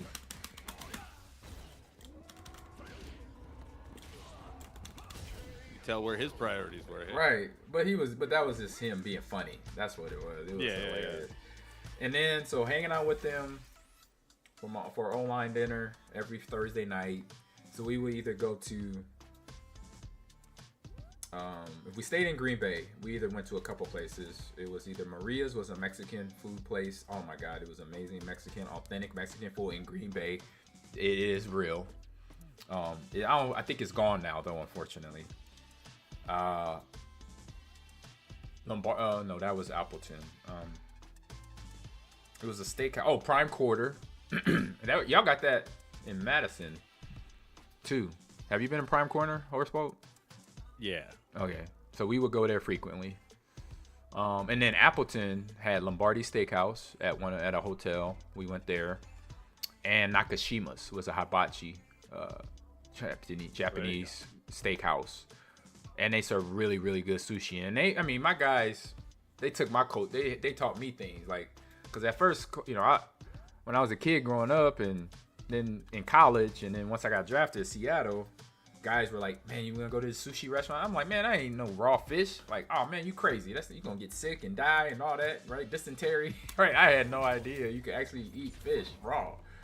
And so when we started hanging out, it was like, all right, we got Nakashima's tonight. I'm like, Nakashima's? They're like, oh yeah, hibachi. I was like, oh, like Benihana? They're like, yeah. I was like, oh yeah, I remember that.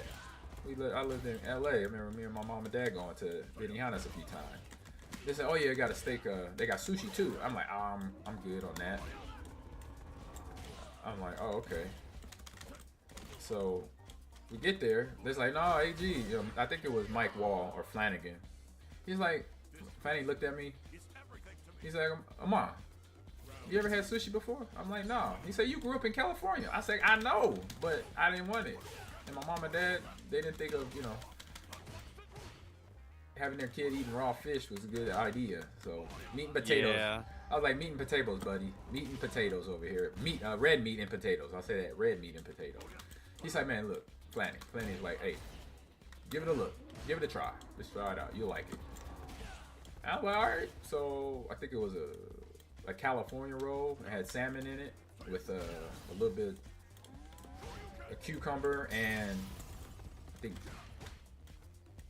cream cheese or something like that. And I was like, oh, not bad. You know, took another one. I was like, you know what? You gonna finish that? I started rapping. I was like, wait a minute, this is good. I saw this one sushi roll came out when one of the guys ordered. Yeah, they call it the Godzilla roll. I was like, God damn, what is that? What's all on that? It had like, you know, the balsamic sauce and lobster meat and salmon and shrimp. I'm like, God dang, that's like a buffet on a plate. No kidding. I was like, okay. Like I mean, smorgasbord. I said, let me try this out. So I was like, all right, cool. All right, I'm ready. I'm gonna go online and get my ass kicked now. So let's go. Let's go casual. And no ranked matches. I'm gonna stay away from that. I'm not on ranked level here. I'm on casual. Dude, I suck. All right, can I go now? Where can we start? Other matchmaking. Let's go. How we get going?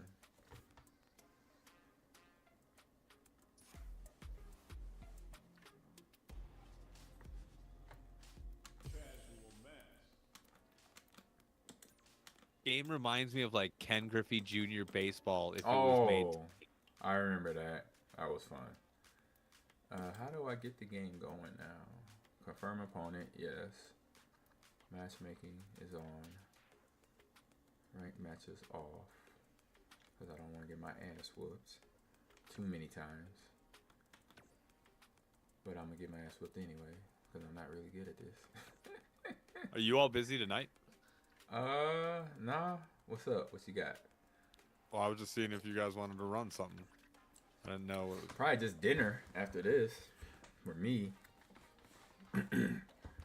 You know, I was gonna propose to you, Ahman. We What's should up? go find underrated or like classic college bowl games and like play each other. Like we'll draw teams. That's like figure I like out. that. I like that. We could do that with Might any be sports fun. game. We could do that with any sports Yeah, game. really, you really could. Yeah. We could do that with hockey, basketball. Remember the Bulls and Lakers, 1990, whatever, 89, whatever. You got 2K basketball? Yep, I got 25 and 26. Okay.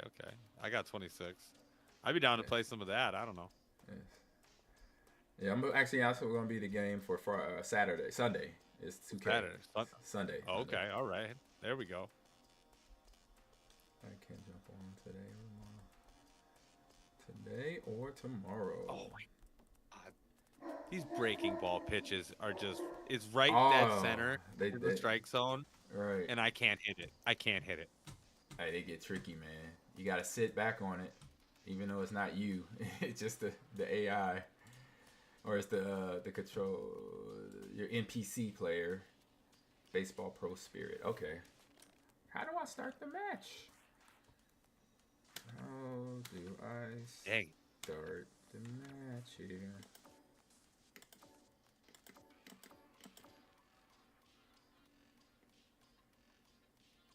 Trying to start the match now. Yeah, right up the middle. Let's go. I want to fight. Dang it.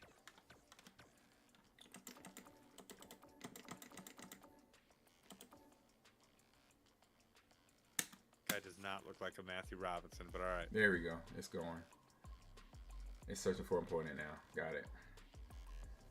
So, where was I at? I was talking about something. I'm always talking about something. Oh, Nakashima's sushi.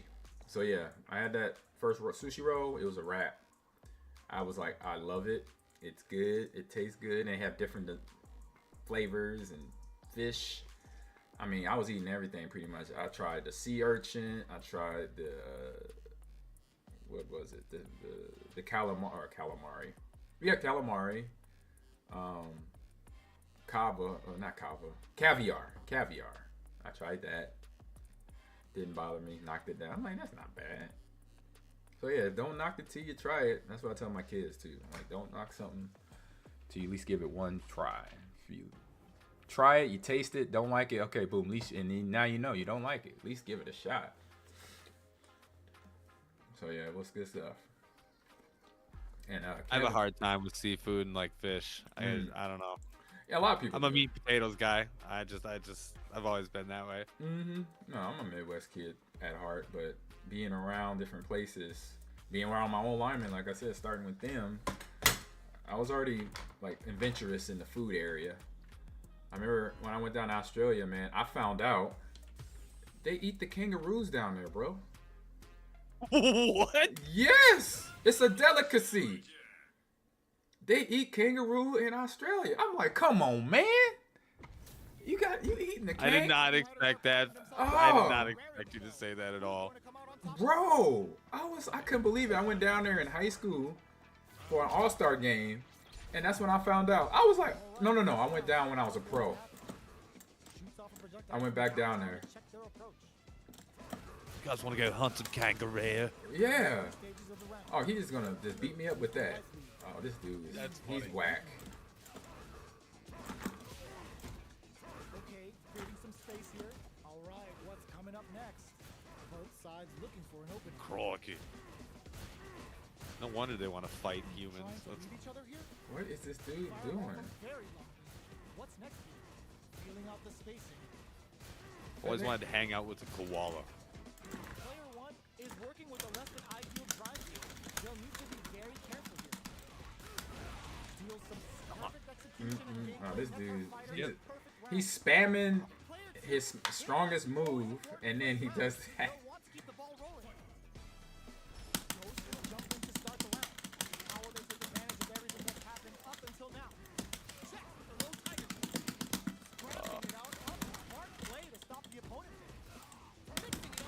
Woo, he's good.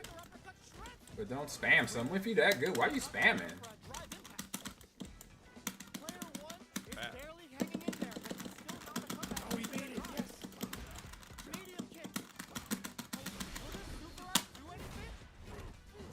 Oh, I don't know that move.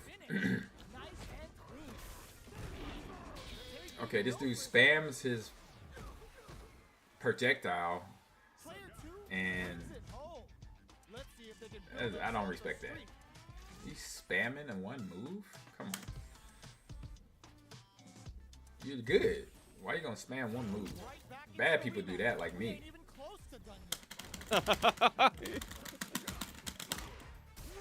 Don't do what I do. Right.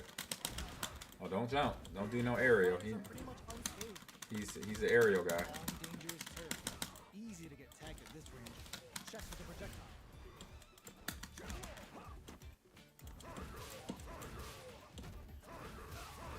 Player one can't afford to get hit again, but still has a chance to take the round if they can find openings to use their drive. This dude, look at this dude.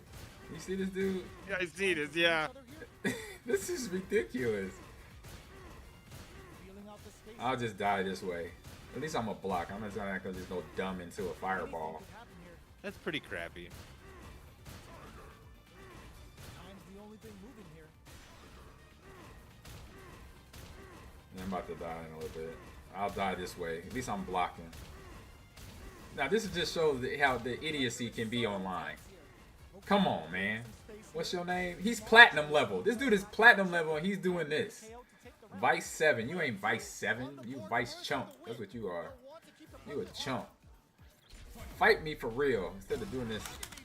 Nice move. There you go. There you go. He's actually using fight moves. He's kicking and punching now. It's definitely a no for me, dog.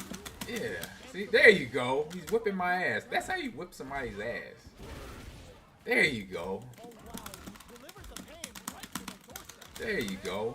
He didn't get it perfect though, but he KO'd me.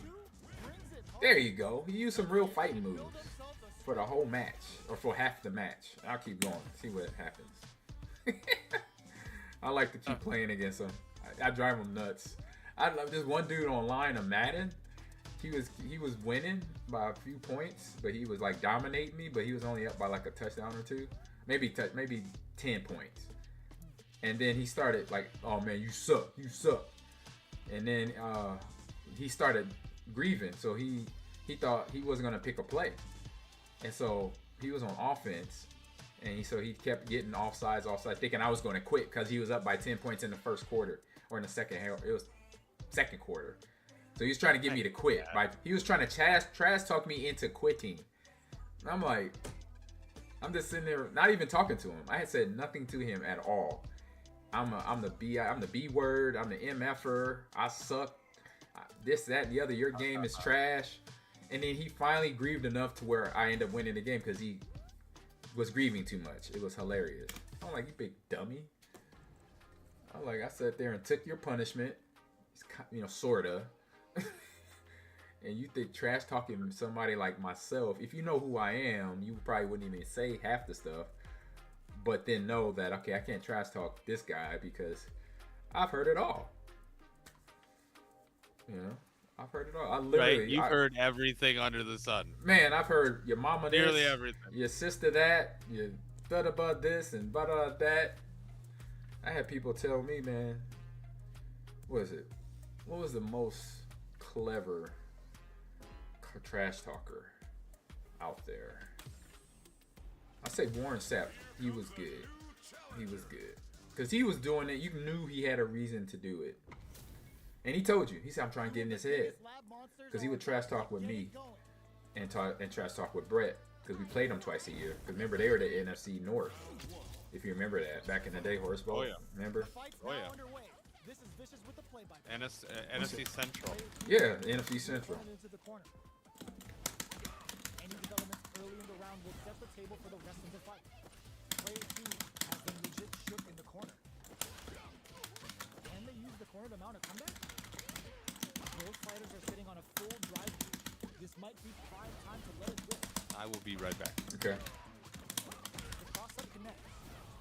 Takes a trip. This is there we go. Things get messy.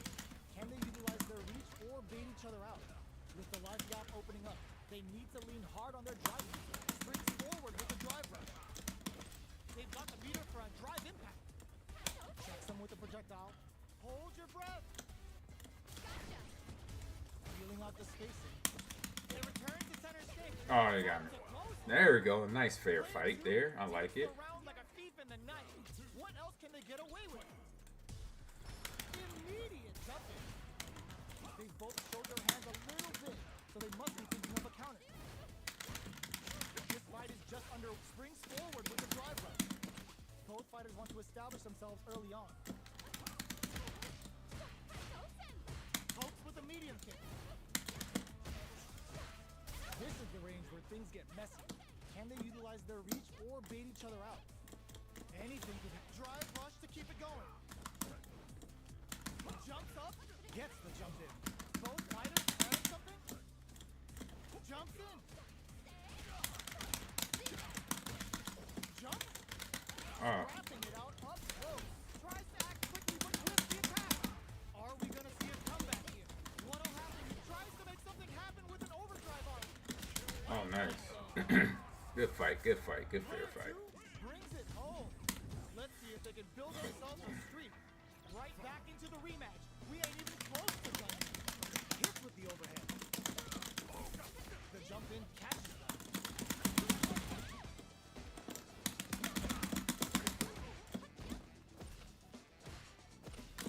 Player 1 in that dangerous burnout state. One fighter's drive gauge is just about to. Can they recover or are they in trouble here? Kicks the jump in. Good job blocking the jump in. They're showing us just how patient they can be. At this range, many attacks can connect if you stick something out. The neutral game is very important. Knockdown. Both fighters are trying to decide their next move. With the life gap opening up, they springs forward with the drive rush. Player 1 chases them down. Taking shots. In There we go. Player 1 picks up the first round. That'll give them a psychological advantage. Ooh, it looks like they're waiting to see what the opponent wants to do first. Connect with medium. They block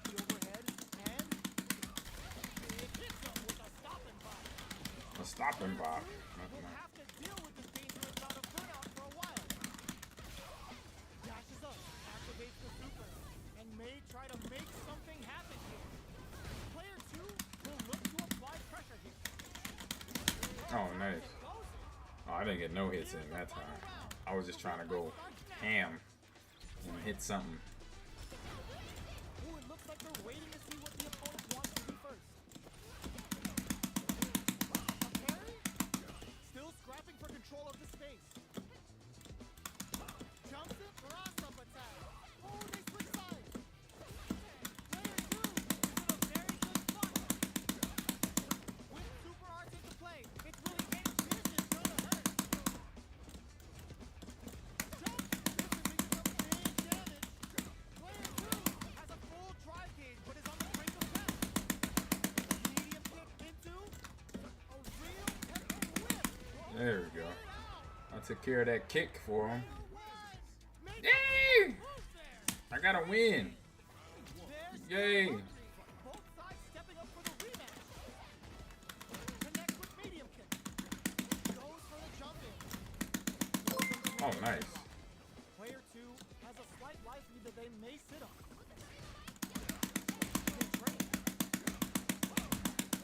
Give him that kick. Give him that foot. Some pressure. Oh, I gotta take the anti-air. He's jumping. What's coming up next? Very solid corner. Player 1 is almost dead, but some clutch drive moves and a few prayers to turn this around in their favor. This is the range where things get messy. Can they utilize their reach or bait each other out? I think they decided to create some distance here in order to slow down the pace of it. Drive time! Porter makes it hard to escape. What'll be the setup here? A drive impact could end it all here. This is the ideal range to utilize the fireball. Got him. Got him. Waited. Waited for him. What's up, Stormbreaker? How you doing? And online. Thanks for the raid. Blocks the overhead. Was looking for that jump attack. I got that kick going. You've got to be mindful of reaching jump-ins at this range. They're laying into each other. Saw that coming. Knock out and in with the cross. Their life is hanging by a thread. They got to lean heavily on their drive moves now. A real test of nerves here. Medium kick. Cross up attack. They got me. Hey, we going low. Last round, people. Both Going low. Make it easy. I mean, I'm not gonna make it easy. Woo! She threw her thing at me. I got her throwing stuff at me now. Her purse. took that round comfortably. No need to bring up a big gun yet. Turning it right up with the super. Uh-oh. Uh-oh. What is this? A super... Like it's nobody's business. I don't know that stuff yet. Smart use of the game. Crossing from above. Medium kick into. Player 1 has the super gauge advantage. Medium kick. Thinking cap overdrive Soryukin. This is gonna hurt. Back to the corner. We're gonna play impact peekaboo. They are Yay! Got him! around the world. Yo, top that. Yes, sir. I could do something. It's not over yet. Best believe it's time for that run back. This could lead to some big damage. Sets up with the jump in. Hits with the overhead. The jump in is denied. On dangerous turf. Easy to get tagged at this range. Will the drive parry here open things up for them? Oh. Player 2 pushes the opponent into the corner. There's the corner. Alright, what's coming up next? Will that drive impact be punished? Taking stock. They've got the meter for a drive impact. They move forward to pressure the opponent. Player 2 can't. Burnout activates. Oh, nice. He got me.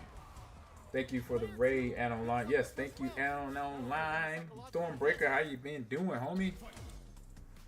Opts to create space to start. Are we going to see some fireworks here?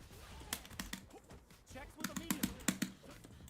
Player 2 won out those close struggles, and now they gotta have a plan for the next round. This is the time to use fireball to chip away at an opponent. Player 1 has a slight life. This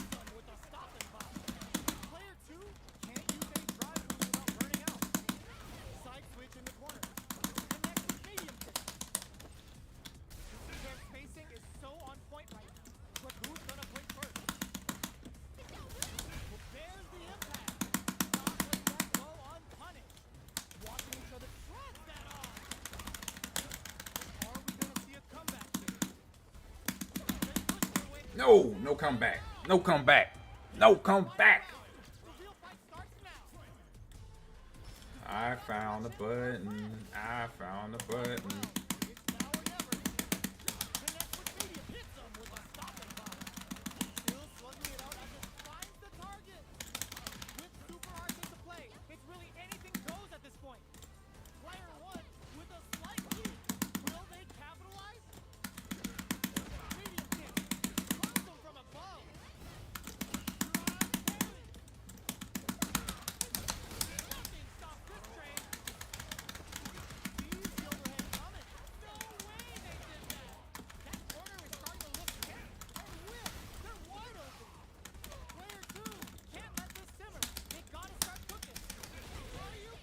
Oh, he got it. Dang it. I was going into it. This is a good fight, though. Good fight. Good fight. Good fight. Good fight. Good fight. Nope.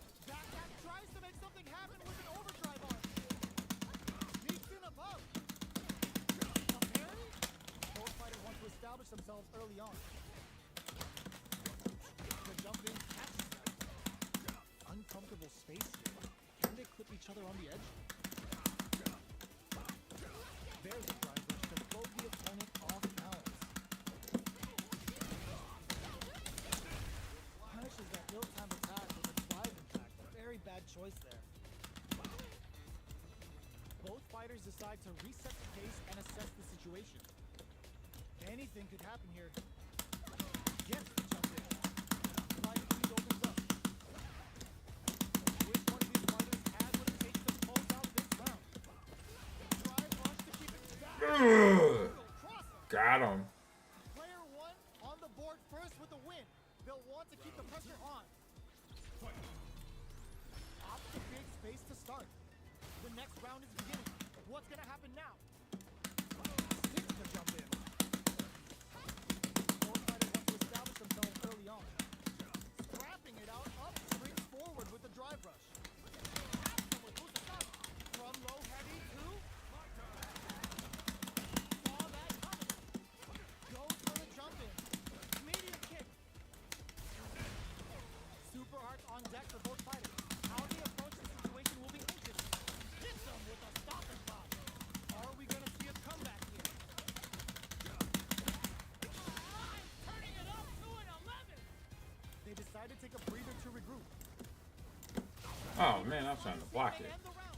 They can't afford any mistakes. No, I couldn't touch that one. Can't touch that one. We're going into the final round tied up. Can't touch that one, y'all. Asking them to try They to got me. win. Solid anti-air. The drive impact doesn't work. Player two won out those close scuffles, and now they gotta have a plan for the next round. Both fighters look to springs forward with the drive rush. Player two can't let this simmer. They gotta start cooking. Launch parry. Getting the triangle from above. Plenty of health. Full gauges. Let's go. Cross that off. And whip. Wide open. Player one may be able to pull a fast one. That's it. Big damage. Oh, she got me. Good hit. Good play. Good fight. GG's. GG's. Keep going. It's not over yet. Let's believe it's time for that comeback. Jumps up. Medium kick. Caught in the crossbar. Neither of them willing to back off. The jump in is denied. Player one is almost dead, but some flush drive moves and a few prayers can turn this around in their favor. Gets the jump in. Alright, what's coming up next? They both back off, lighting up the sky. I don't know why. What'll happen here? The attack is failed. Oh, nice. Dang it. I was just about to get his punch in. I almost got him. On the board first with the win. They'll want to keep the pressure on. Looks like they want to put a new spin on things with that fireball. Gets the parry in and adds some pressure. This fight is just underway. What kind of game plan do they have? Hits them with a stop and bomb. Their spacing is so on point right now. But who's gonna blink first? Let's get the tempo of the match to change. Oh, I'm off. I'm done. Yep, I got done that one. I was trying to do some special moves and got overcommitted. Oh, that's it. Hey, good fight, good fight. Got a couple wins. Got a couple wins there. Nice, nice. I'll take them. So what's up, Stormbreaker, if you're still in there? How you doing, man? How you and Lily and Devi Shot, Chick? How y'all doing?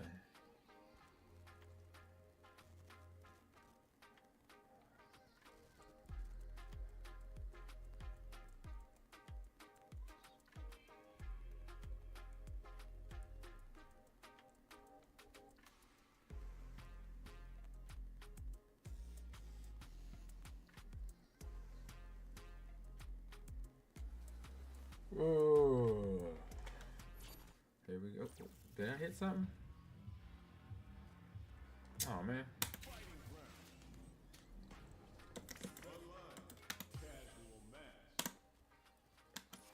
Here we go. I'm learning some moves with the guy. So I'm gonna go with the old school players.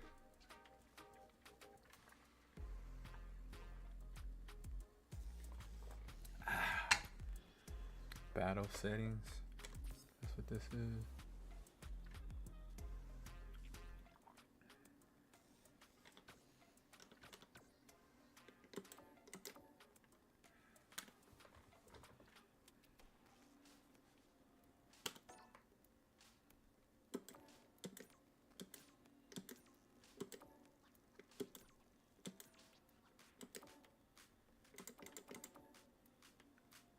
I'm cool with the apply.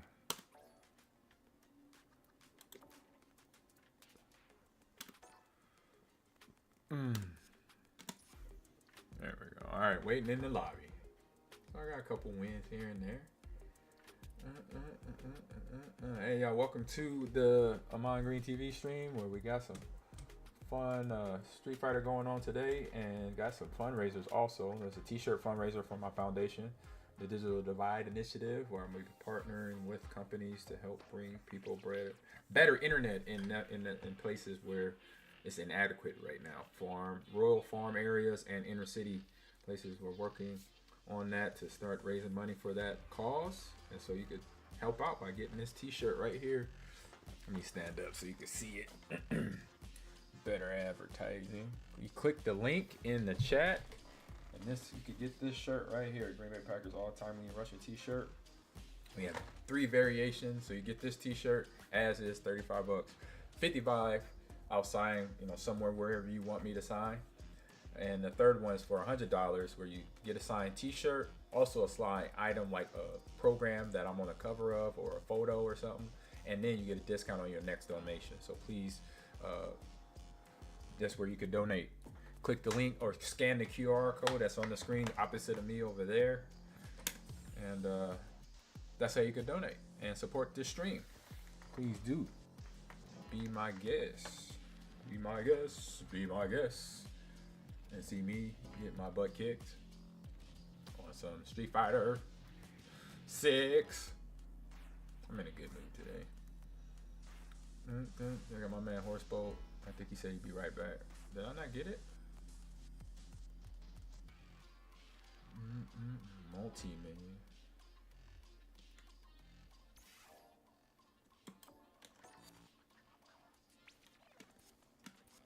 Alright, I'll do matchmaking. Come back out. There you go. Now it's matchmaking. So yeah, be my guest. Click the link and you can learn about the thing, which is the fundraiser that we are going to help people with.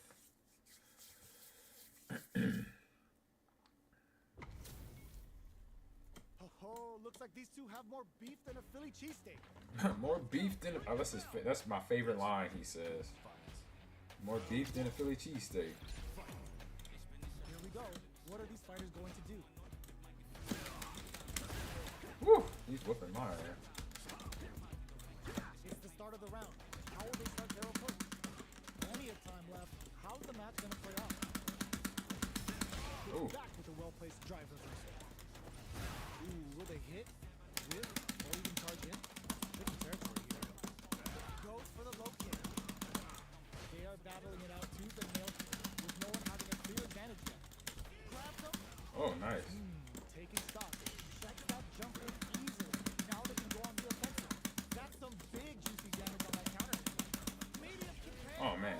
dealt some damage in the first hit. Player one picks up the always important first round.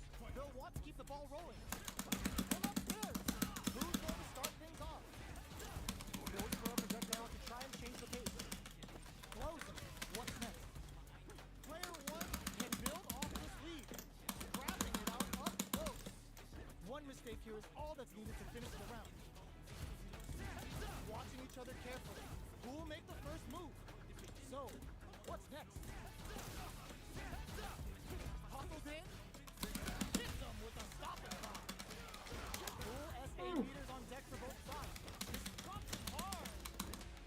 A drive impact should end it. The drive impact doesn't work. Controls the distance with a smart heel run back. Low heavy. The low. Time to go for throw. The low kick hits. Perfect execution with the anti-air. Oh, he kept whacking me. I couldn't get the whack in. He got me. Good fight, good fight.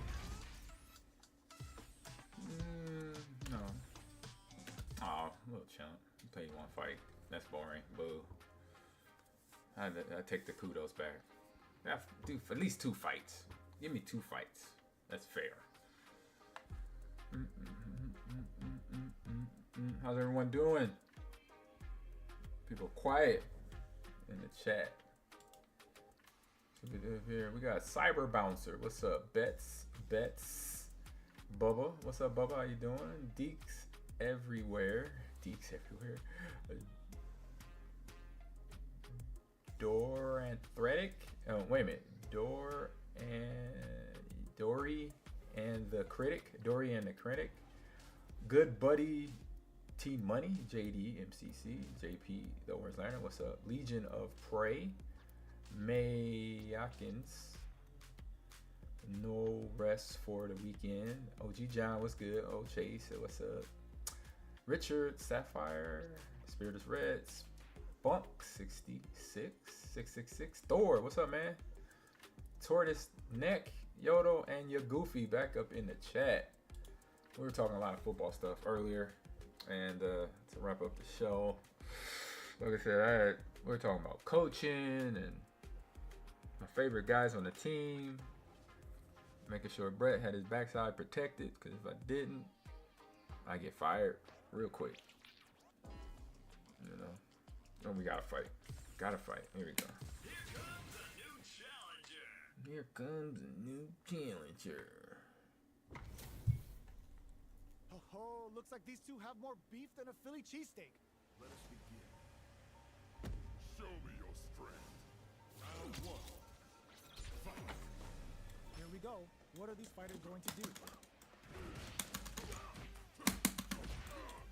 Jump in, finds the mark. It's the start of the round. How will they start their approach? Player 2 pushes the opponent into the corner. The damage is really piling up now. You can see how cornering your opponent is such an effective game plan. That attack lands for a counter hit. They'll have to decide how to follow up. This is the perfect range to reach out and tag him. In a dire situation, they can't afford any mistakes. Oh, he did that. He Player got 2 down. picks up the first round. He got reach. That'll give them a psychological advantage. Low heavy hit. Mix up income. Delivers the pain right to the doorstep. A train, but they're not worried. The overhead's good.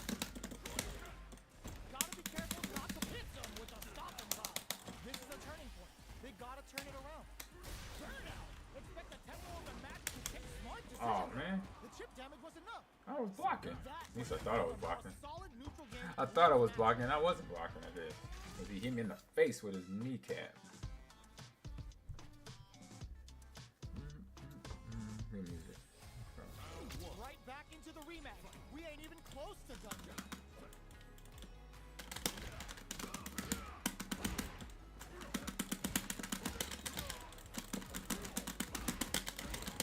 Stays cool and counters. All right.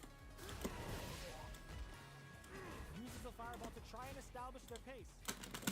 They trade hits. And now, they are battling it out tooth and nail with no one having a clear advantage. No more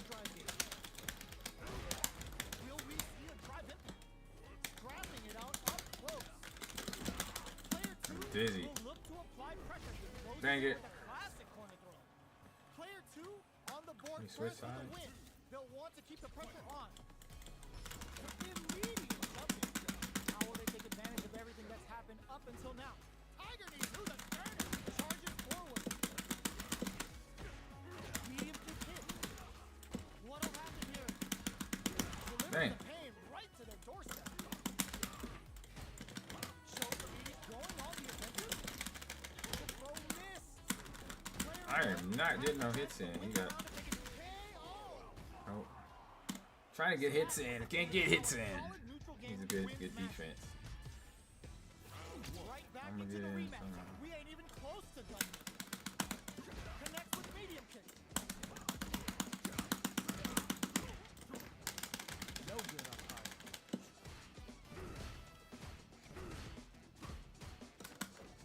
Player 2 pushes the opponent into the corner. There's the corner. Goes air to air to deny them a chance. Knockdown. Will that drive impact get punished? So they break forward to pressure the opponent. Player 1 doesn't have a lot of drive gauge to play with. Not a good thing. Takes a trip. Dang it. Couldn't jump on top of him. Player 2 on the board first with the win. They'll want to keep the pressure on. Immediate jumping. They piled up, delivers the pain right to the doorstep. Crunchy tiger from up above. Going on the offensive? Avoids getting stuck in the corner zone.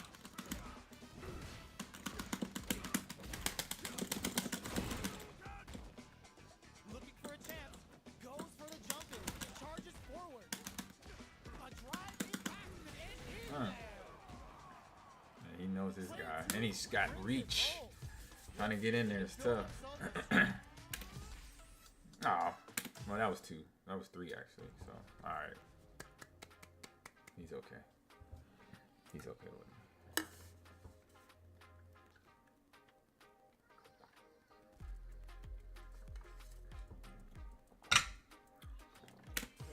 Oh. Get out of here. I meant to go.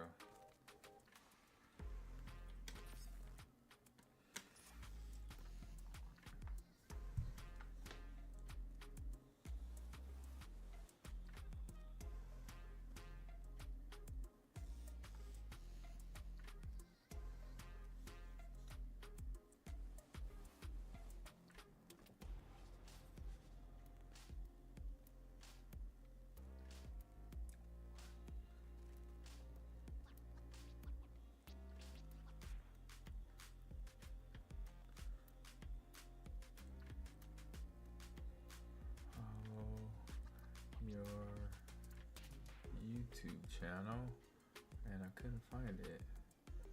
I tried to follow your YouTube channel, but I could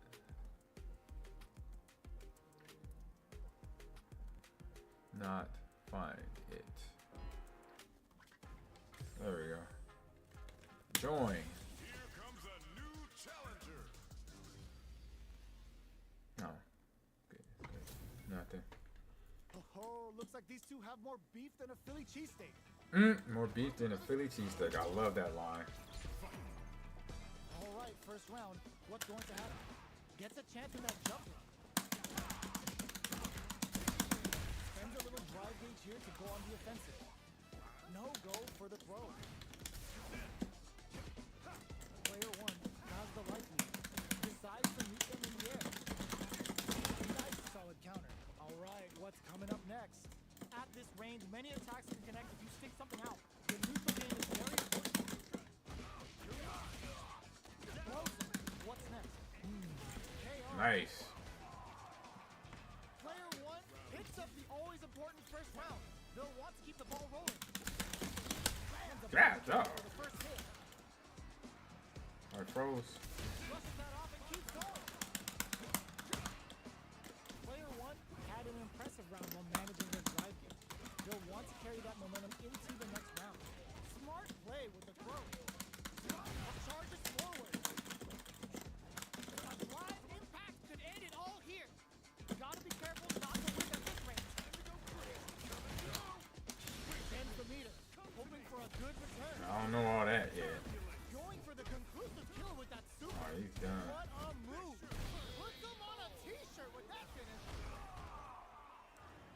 some of these new fighters, I'm not even close to trying to master or start mastering. How is this rematch going to play out? Are we going to witness a blow up here? Opts for the air-to-air encounter. Throw hits. Now the fun begins. Charges in with authority.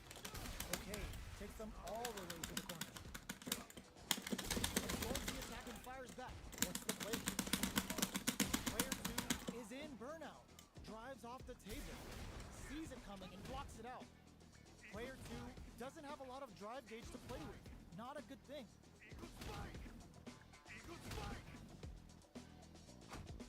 Recovers from burnout.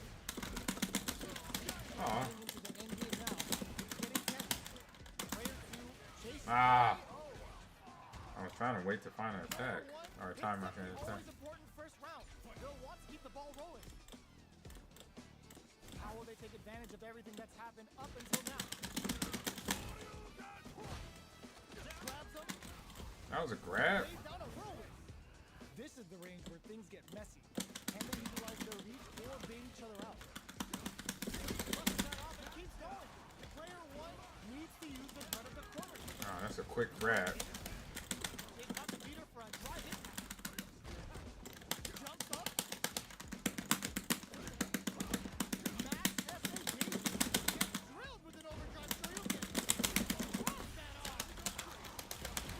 Player 2 needs to hold out until their drive gauge recovers.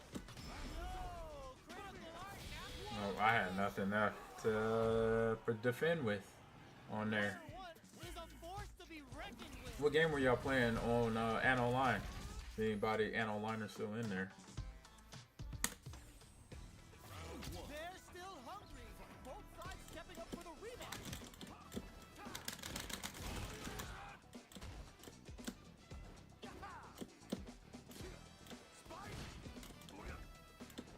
Uncomfortable space here. Can they clip each other on the edge? Player 1 pushes the opponent into the corner. Okay, they trade hits. Very nice anti-air there. They read their opponent like a book. Look out to try and change the situation. Absorbs the attack and fires back. Strings it all together. Oh, this burnout! Looks like the tempo of the match to change. Player 2 has completely used all of their Oh, I had nothing They left. still have enough life left to take the round if they play smart. That quick grab is so fast. It's not even a grab. He's just like kicking your leg out the way. Wants to keep the ball rolling. How will they take advantage of everything that's happened up until now? See that right there? That thing is. Charges forward. Player 1 can build off his lead. There's a change of side. Player 1 will look to apply pressure here. Throws them forward and maintains the corner game. Player 2 can't use any drive moves without burning out. Both fighters have a full super meter on deck. The winner will be the one who manages it best. Blocks the impact. Their spacing is signal with a stop and drop. I knew he was coming with it. Player 1 needs to use the threat of the corner here. It drops him hard. Are we gonna see a comeback here? Come to me. They must have a game plan here. Nope, I have nothing left. He hit me with a power move. How did he do a power move without having power? But he did it. The one domino. That one domino. Your stream says, I know, trust me. That's why I have Street Fighter in the other title. Because it doesn't never want to switch on me. It's stuck on college football for some reason. It's like broken. It's crazy. I've been trying to change it forever. What? My screen is frozen. What? My whole screen is frozen over there. That's not good.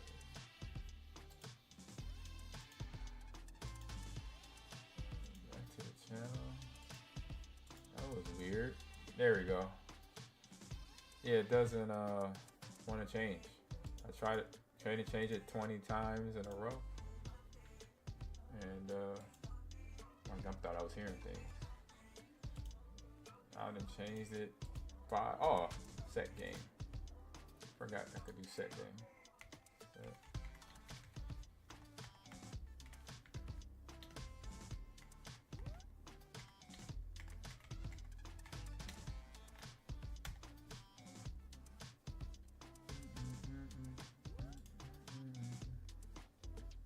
There we go. Yep, it's always doing that. Plot twist. This is college football. Ha! What's up, Yoda? He said very, very violent. Yes, indeed. Yes, indeed. Here.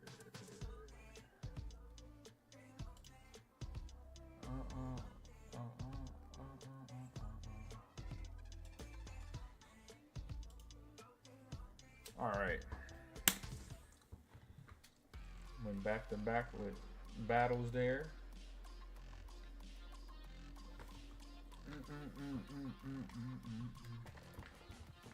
I got the one power Hodoken move. I got that. I try to find that and I work. Sometimes it comes, sometimes it goes. Yep. Here comes a new challenger. The new challenge. Oh man, she has the long legs. It's time to see what both fighters have in store for us today. The pleasure is mine. Round one. Fight. All right, first round. What's going to happen? God dang.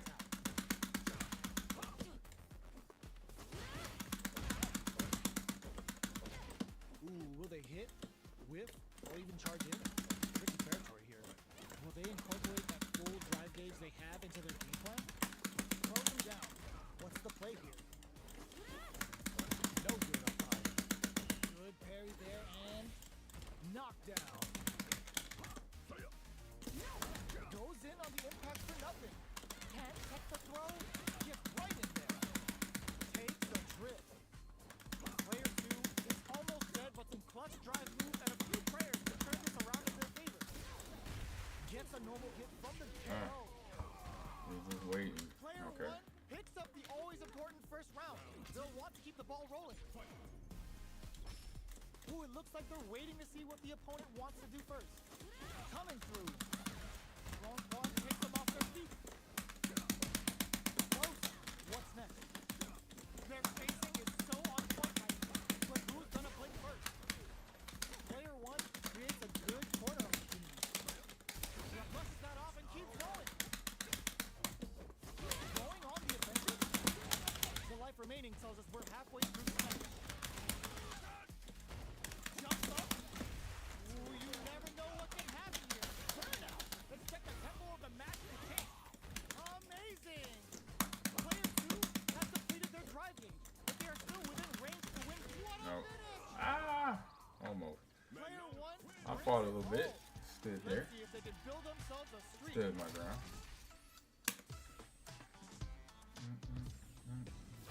They're still hungry. Both sides stepping up for the rematch. The throw whiffs. Mano's metal level is still kind of low here. They're going to need to find some chances to boost it. Uncomfortable space. Can they clip each other on the edge? Throw whiffs. Parries the attack. The throw misses. Plenty of space between the two fighters. But who will decide to close the gap? Taking stock. What a clutch side pitch there. Now they need to capitalize on this chance. Knockdown. Punish counter. This could lead to something big. Getting into the end game now. It's getting tense. Are we going to see both fighters use their drive moves here? There's the impact. Not letting that go unpunished.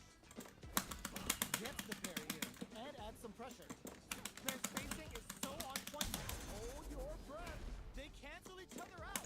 That was low. Uses the target combo as a filler. A critical situation for both fighters. Oof. Got one. Player 2 Got one. scored first with a win. They'll want to keep the pressure on. Round 2. Fight. Pokes with a medium kick. Gets the jump in. Does a good job of pushing back. The fighters continue to check each other in the early going. Super on deck for both fighters. Expect to see some fireworks. Charges forward. Jumps in. Hits up the counter. This is going to be huge. A quick breather.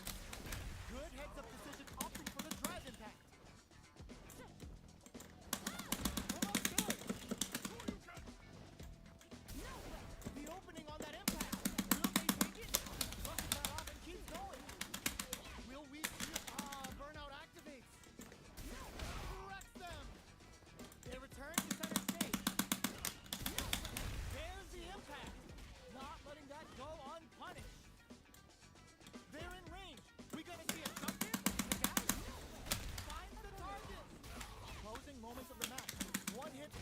Oh,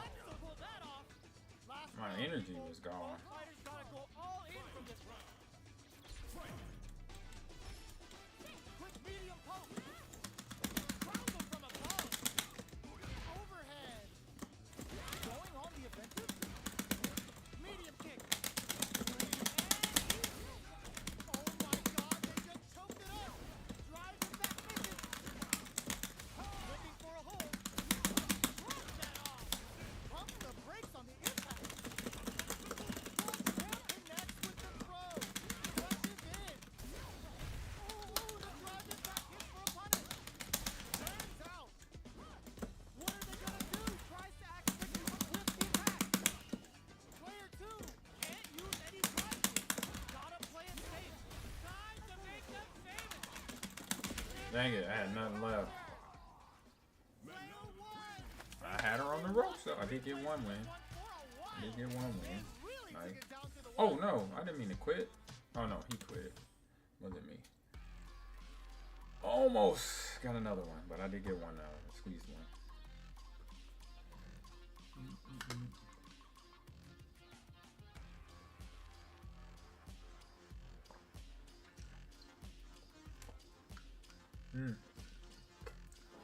So what's your day going like, Yodel?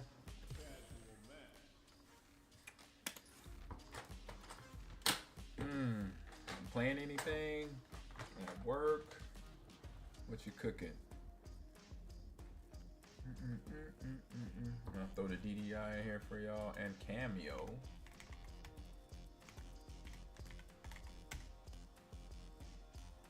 Well, oh, we got it. Another fight. Here comes a new Woohoo!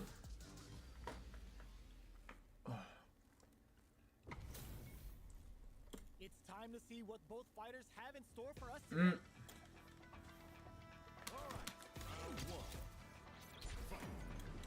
All right, first round. What's going to happen? Gets a chance with that jumper. Easily escapes. Difficult situation for a throw. Takes a trip. What's their game plan here at this critical stage? Player 1 is almost dead, but some clutch drive moves and a few prayers to KO. Player 2 takes the round like a thief in the night. What else can they get away with? A brave forward jump there to start. Medium kick hit. Uses the target combo as a filler. Goes with the safe stuff with that target combo. Oh, they're in the corner now. No running away. Still scrapping for control of the space. Ooh, lands a rising uppercut. Both fighters planning something? They've got the meter for a drive impact. Blood punch grabs them. This is a critical moment. Okay, here we what a finish! You kept hitting me in the chest. To both of our fighters. They put on a real clinic for us.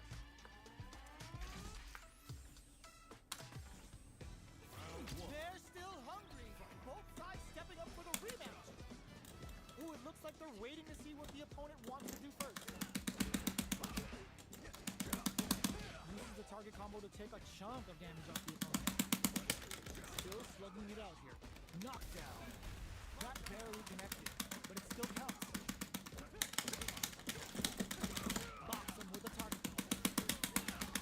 The quarter makes it hard to escape. What'll be the setup here? Player 1 is maintaining the corner position for some juicy damage. One combo can end this round right now. Shows medium kick. Oh, he's just doing the punch. I can't get from the punch and kick. On the board first with the win. They'll want to keep I the can get pressure from on. Goes air to air and takes their turn. Very solid corner.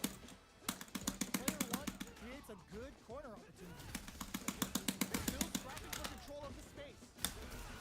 With rising uppercut. Player 1 has an empty drive gate. This is a very hits him with a stop and pop. The life remaining tells us we're halfway through this match. Ooh, lands a rising uppercut. That's not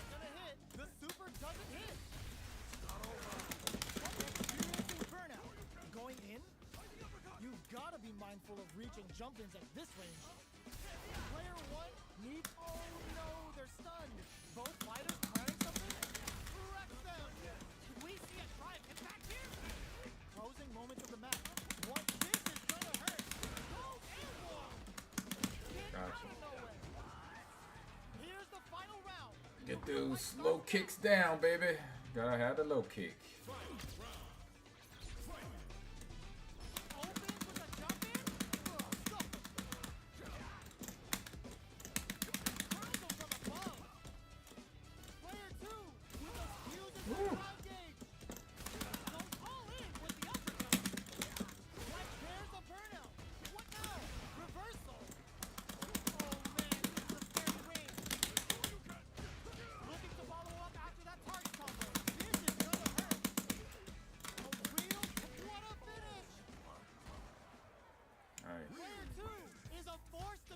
There we go. You keep going, homie. I don't mind the fighting. It'll make me get better. Oh, that's empty. Forgot. Oh, alright, man. He said, been playing back for blood. Oh, okay, with some friends. Tried the new gnome game the other day. A gnome game? What's the gnome game about? You gotta tell me about that a little bit. A little bit.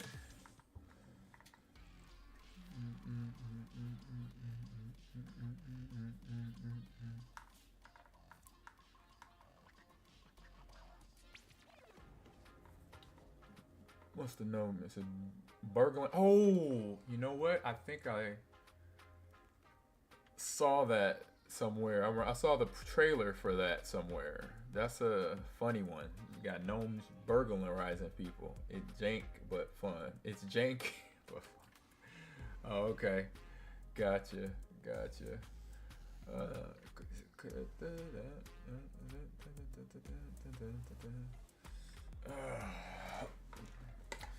So that means you at the crib. Is it on console or PC? It's probably, that sounds like a PC game, like Steam. That's what that sounds like.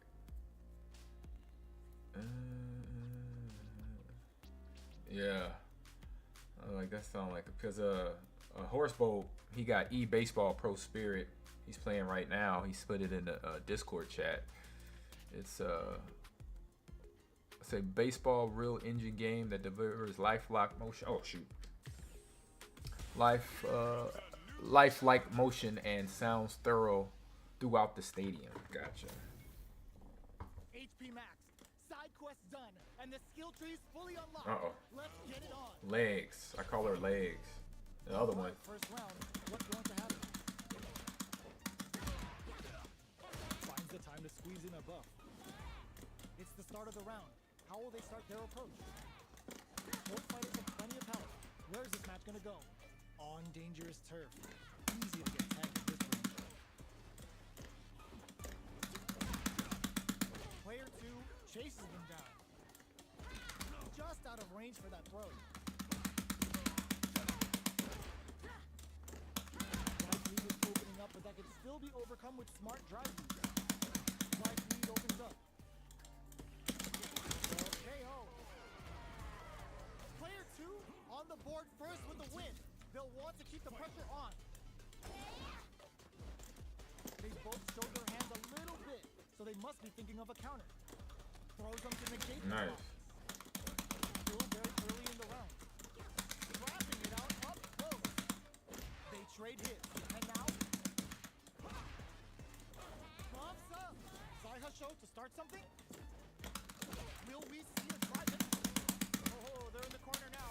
No running away. There's a wall splat. They can't do anything now. Gets a risky buck in. Hits up the counter. This is going to be huge. Connects with medium kick. Hits him with a stop and block. Life lead is there, but still anyone's game. Time to reassess the situation. Will this super art do anything? They've got the meter for a drive. The super doesn't hit. Avoids getting stuck in the corner somehow. Are they going to be able to come back and KO? They wanted it She had those legs. Don't want to mess with those legs. They can build themselves a streak. Right back into the rematch. We ain't even close to done yet. From up above. Jump in, finds the mark. On dangerous turf. Easy to get tagged at this range. Tons of drive and health to work with. Finds the time to squeeze in above. The corner makes it hard to escape. What'll be the setup here? Player 2 is maintaining the corner position for some juicy damage. Sticks the jump in. In a dire situation, it can't afford any mistakes. KO! Player 2 takes the round like a thief in the night. What else can they get away with? They've piled up the knowledge. Now, how are they going to use it? Jump? Great work finding the opening. Player 2 kept their drive gauge topped off through that round and still took the win. Guess they didn't need it. Saihasho, player 2 chases them down. Drive gauge management here is going to be vital. Player 2 holding on to that corner advantage. Big blow. Brushes that off and keeps going. KO! That was a clinic on how a solid neutral game wins matches. Right back into the rematch. We ain't even close to done yet. Jumps in.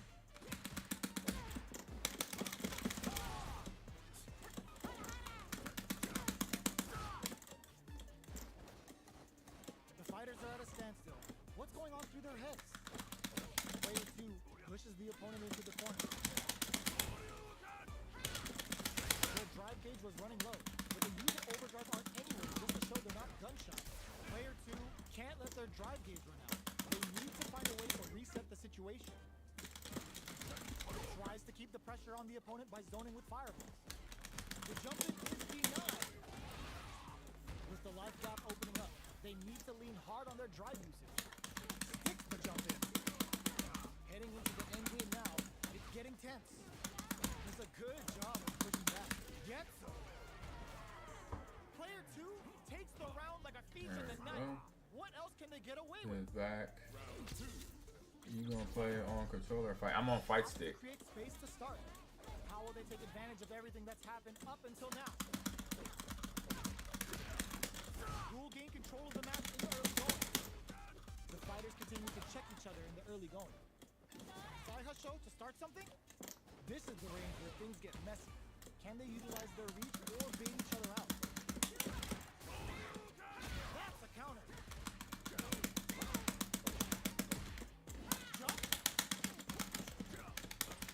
I'm back here for a few. So my family walked in. So look. We're at a standstill, but we may see an uprising from above. Are we gonna see a comeback here? Oh, burnout triggered. Not close enough for the throw. What a finish! I learned that all you can. Build themselves a streak. What's up, that one domino? Are you playing? Yeah, I'm on fight stick, brother. I'm on fight stick. Oh no, don't quit. Don't quit. Got a couple wins so far. Getting better. I got that Hadouken down. That's what I was saying. I wanted to get the old school players learn the old school moves. But coming up on the end of the stream here in 5 more minutes. Hopefully get a couple more matches to wrap up. Thanks for everyone jumping in from Ann Online and actually that been here from the start. Horsebold and Crew, the Bear Fan, Yodel, Strudel. And I think Tire Swap was in here earlier. And then that one Domino. Thanks for talking, chatting a little bit. Hope everyone have a good afternoon and good dinner. And if you haven't, I know some people already had dinner, some people haven't. So I know I haven't. So I'll be getting some. I'm about to. Yep, me too. About to get some grub. Might play some college football tonight or something. I don't know. Sounds fun. Might do that. Let me know. If we're not doing anything, I'll jump in with you. Well, yeah. Let me know what you guys are doing. I'm more than happy to pivot. Whatever you guys, if you guys are getting into some group stuff, I'm down. Okay. I've been craving some Warzone with Naughty again. We gotta get dude. That was fun the other night. Yeah, it was. He goes hard in the paint, as we say. Oh yeah, Shaquille O'Neal style. Yes, he is dunking on you and crotching your face and all that, knocking you back behind the backboard. When he first got in the NBA, he would just harass, destroy people like that. I love that. Oh my god! I was like, I would not want to be that guy trying to stop Shaq from dunking. No, don't want to be that dude. That is not fair at all.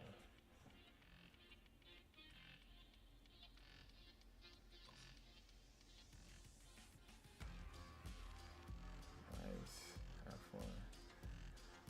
Akito made it up to the Warsaw. Nice. Have fun for me. Ooh, he's in Warsaw.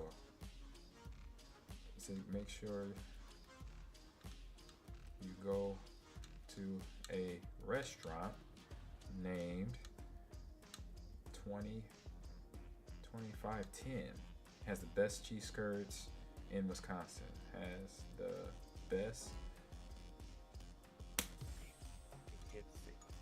cheese curds in Wisconsin.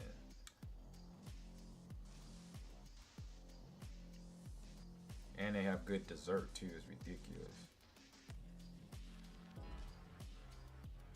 Okay.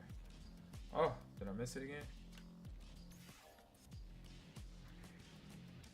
No, I guess that's gonna be the end of me.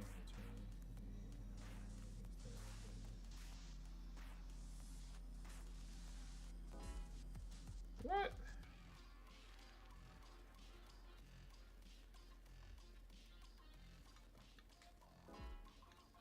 What?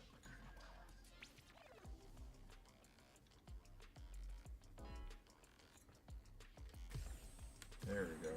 Now, find a new rival.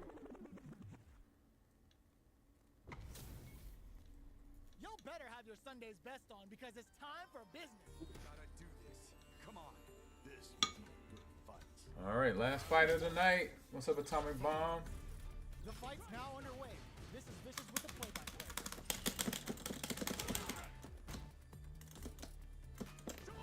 Okay, we're in the early stages of the round. A dangerous range here. You don't want to get jumped on a long recovery move or you're going to eat tons of damage. The drive parry was successful. Parries the attack and feeling out the spacing. The attack is parried. Uses a drive parry against the attack. Alright, what's coming up next?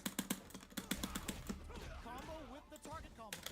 Somehow pushes back all the way to center stage. Knockdown. Slide feed opens up. So they break forward to pressure the opponent. The jumping instinct goes for it and puts them down with the impact. There we go. Player 2 Good fight, picks good up fight. the first round. That'll give them a psychological What's up, advantage. Atomic Bomb? How was it hanging on me? Immediate jumping. Who's going to start things off? Jump. Jumps in. They've got the meter front. Hits them with a stopping bomb. This is a tough burnout. Expect the tempo of the match to change. Player 2 has an empty drive kick. This is a very precarious situation. Gotta be careful not to whip at this range. Quick dashing. Shows the medium kick. Solid anti-air. Ooh. Looking to Oh, he hit me with the power. Oh, he missed it. Player 2 can't afford mistakes without that drive gauge. Tries to act quickly, but with the attack. This releases up Oh, he got me. He got me. the next touch may decide this round. Back to the court. Oh, he got the Hadouken. Nice. Last round, I people. was in the air. Both fighters gotta go all in from this point. Here we go. Start things off with a jump in. This is it. Who's gonna take it all? Drops them with a shorty. Both fighters are standing firm with plenty of help remaining. Oh, he's kicking my butt now. All the throws connect. Okay, here we go. Great job in escaping that corner pressure and moving back to drop them. Medium kick into. This releases some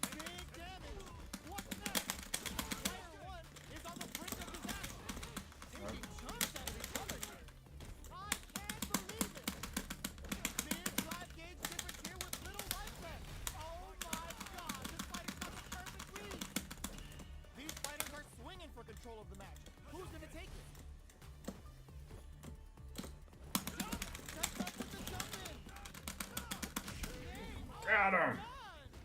Nice. Yes. Got it. Got it. I'm gonna do. Oh, that's one match. I'll give him 2. It's not over yet. Let's believe it's time for that run back. Quick step forward. Jumps up. Side switch in the corner. The fighters continue to check each other in the early going. All right, what's coming up next? Good parry there and uses the drive parry against the attack. Trips them up. At this range, many attacks can connect if you stick something out. The neutral game is very important. Boxing with a target. Oh, wow. Back all the way to center stage. Ooh. Knockdown.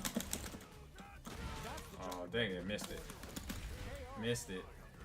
Got beat up for it. Punished. Player 1 on the board first with the win. They'll want to keep the pressure on. Ooh, it looks like they're waiting to see what the opponent wants to do first. The attack is paired. Both fighters want to establish themselves early on. Early round decisions are so important to set the tone. Grabs him. Player goes for the Shin Hashogeki. They're going for the super art. Now, can they finish the job? Goes with the safe stuff. Oh, no. Good job escaping that. What happened? Just being shit at this baseball game. Critical. What's gonna happen? What happened? It's 0-0 right now. You struck out or something? Or?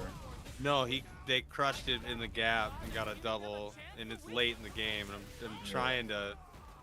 I'm starting to understand the mechanics and how it works. Oh, okay. Hey, we traded. We trade. Oh no, you want to go one more? Yep, let's go one more. It's not over yet. Let's believe This game is pretty fun. It's kind of, I don't know. It reminds me of New Age Ken Griffey Jr. baseball, at least the gameplay. The visuals, like the player models, like, I don't know. The guys, like, it's USA versus Mexico, but like the Mexico team doesn't look like Mexicans. And the USA team, like the white guys, they look Japanese. It's pretty crazy. They all look Japanese. He said the white guys look I think it's kind of funny, you know. And I just lost the game pretty much. It's 2-0. Brave forward jump there to start. How will they take advantage of everything that's happened up until now? I can't believe this game is free though. It's pretty good. Dang it, missed. Player 1 has a slight life lead. Oh, they're in the corner now. Fires off and a Shinku Hadouken.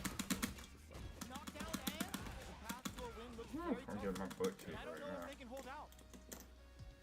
I see that. Their spacing is so on point right now. But who's gonna blink That's probably what you do to me in that game though. planning some crowns them from above.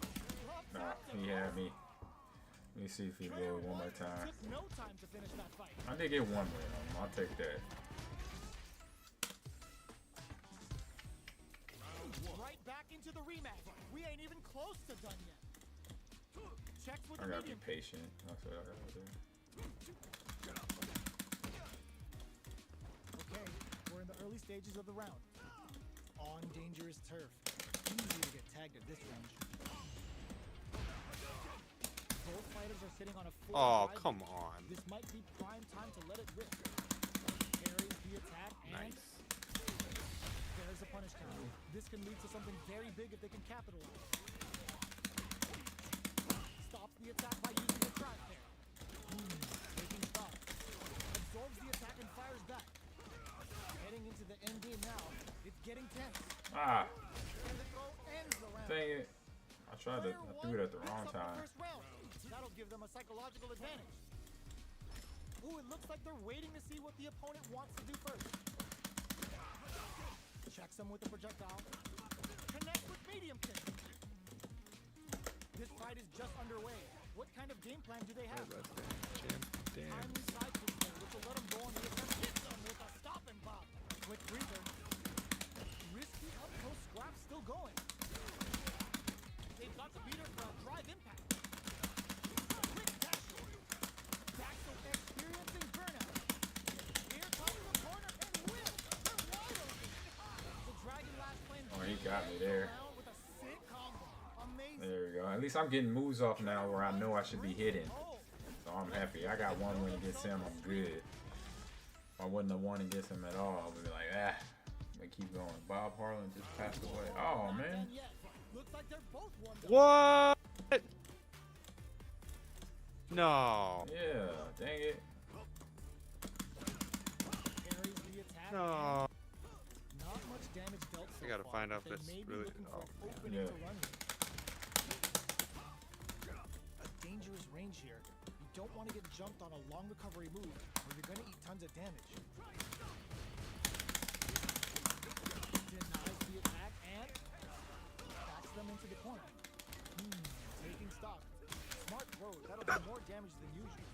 Both fighters have even help.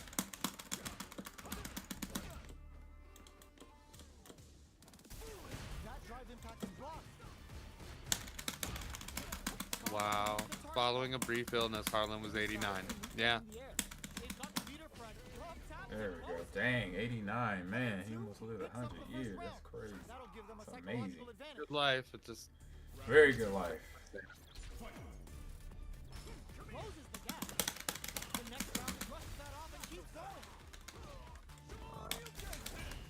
That's the ball game. Early round decisions are so important to set the tone. What'll happen here? Player 2 can't burnout triggered. Player 2 baits out the attack and gets the punish count. Bring in the heat. Uses the game for the super. I didn't get the super yet. I gotta learn the super. Player 2 has the deck stacked against them. Can they squeeze out a win here? Nope, I can't. You got the beat me up kick. I ain't over yet. Final round. Who will the fighting game gods favor here? Options out of the quick dash. Both players look for something to work with. Brushes that off and keeps going. Player 2 is working with You gotta start throwing those Hadoukens around. I got it down just a tad bit, but not all the way. This is gonna hurt. Medium kick into. Oh, here we go. You can... Ah! I had the ball. I had the ball, but didn't hit it. Threw it at the wrong time. Just missed him. That's a good fight right here.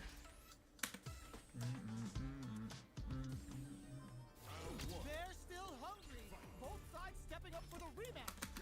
Blocks it. Connects with medium kick. Gets the parry in and adds some pressure. I can't keep track of these corner switches.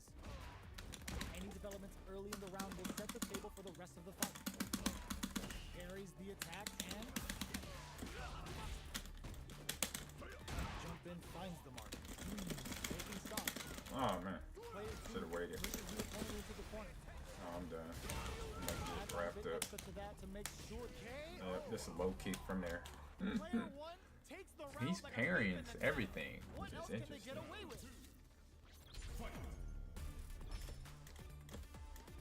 They've piled up the knowledge. Now, how are they going to use it? Who will gain control of the match in the early going? The fighters continue to check each other in the early going. Brushes that off and keeps going. I'm going through the whole setup and I feel like I'm filling out a resume just to play this online. Makes it hard to escape. What'll be the setup? Oh, it should be. No, I'm just kidding. You do not qualify to play this game.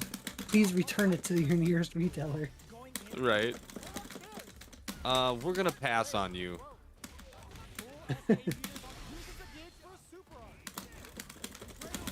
Yeah, just not a good fit. We're just not feeling it. We saw how you played Tekken 8 last week. Yeah, we just don't know. Yeah, I'm just kind of garbo. I didn't win a single match last week in Tekken. Just gotta get the fundamentals down. I mean, I haven't played Tekken since 6, so I skipped 7. 6 was back on the PlayStation 3. They did port that one over though. I saw. I picked up 6 for the PS5.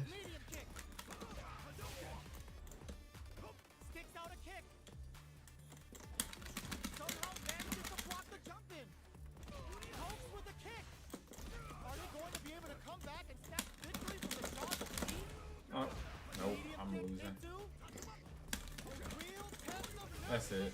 I gave up too many punishment hits. Alright, I'm done. Take it off. But good fight. I got a good fight now. I got the skills to pay the bills. Pay some bills. So we need to raid somebody before we jump out of here. Who can we raid? Oh, Chef Steve and Elder Gamesman. Oh, let's do Elder. Elder Gamesman. Let's stream. Let's stream. Let's raid him. Make sure I have the spelling correct. Raid Elder Gamesman. The Elder Gamesman. The underscore. ELDER. You went live early with Street Fighter today. Yeah. Elder Gamesman. Make sure I spell this right. GAM. Oops. Yeah, I say gaming. Yeah, it started early because I had a long day. Or no, not a long day, but I just had an early day. I got up early, got working, sending out emails, worked out early, all that fun stuff. So then I was like, you know what, let's just get it done early. You know, so eat dinner now. Oh no, I'm off. I'm back. Let's get out of there. All right, tell everybody. Yeah. Well, everybody, thanks for coming in. Enjoy the Elder Gamesman stream. I'm sending you over to. Tell myself. Well, I'm gonna say what's up to him too when I get in there, but I'm gonna put it in the raid is going. So everyone, have a good afternoon. Atomic Horseboat will be. Just hit me up if you want to play something later. See if we're not doing a whole lot. And then we got a commercial from our people at Devour Go. If it is Devour Go, we see which one to pop up. But thanks for jumping in the stream, y'all. Don't forget about the DDI initiative right here. Put it in the chat. Get your t-shirt for the fundraiser so you can help support. All right, scan the QR code that's over here on the other side of the screen, and have a good day. Thanks for coming in. The Gamers Lounge and Ahman. The next evolution in gaming audio. Whether you're Team Xbox or PlayStation, Lucid Sound has you covered with premium wireless headsets for Xbox Series X, S, Xbox One, PlayStation 5, and PS4. Hear every step, every shot, and every detail loud and clear. Comfort meets clarity. Game with Lucid Sound.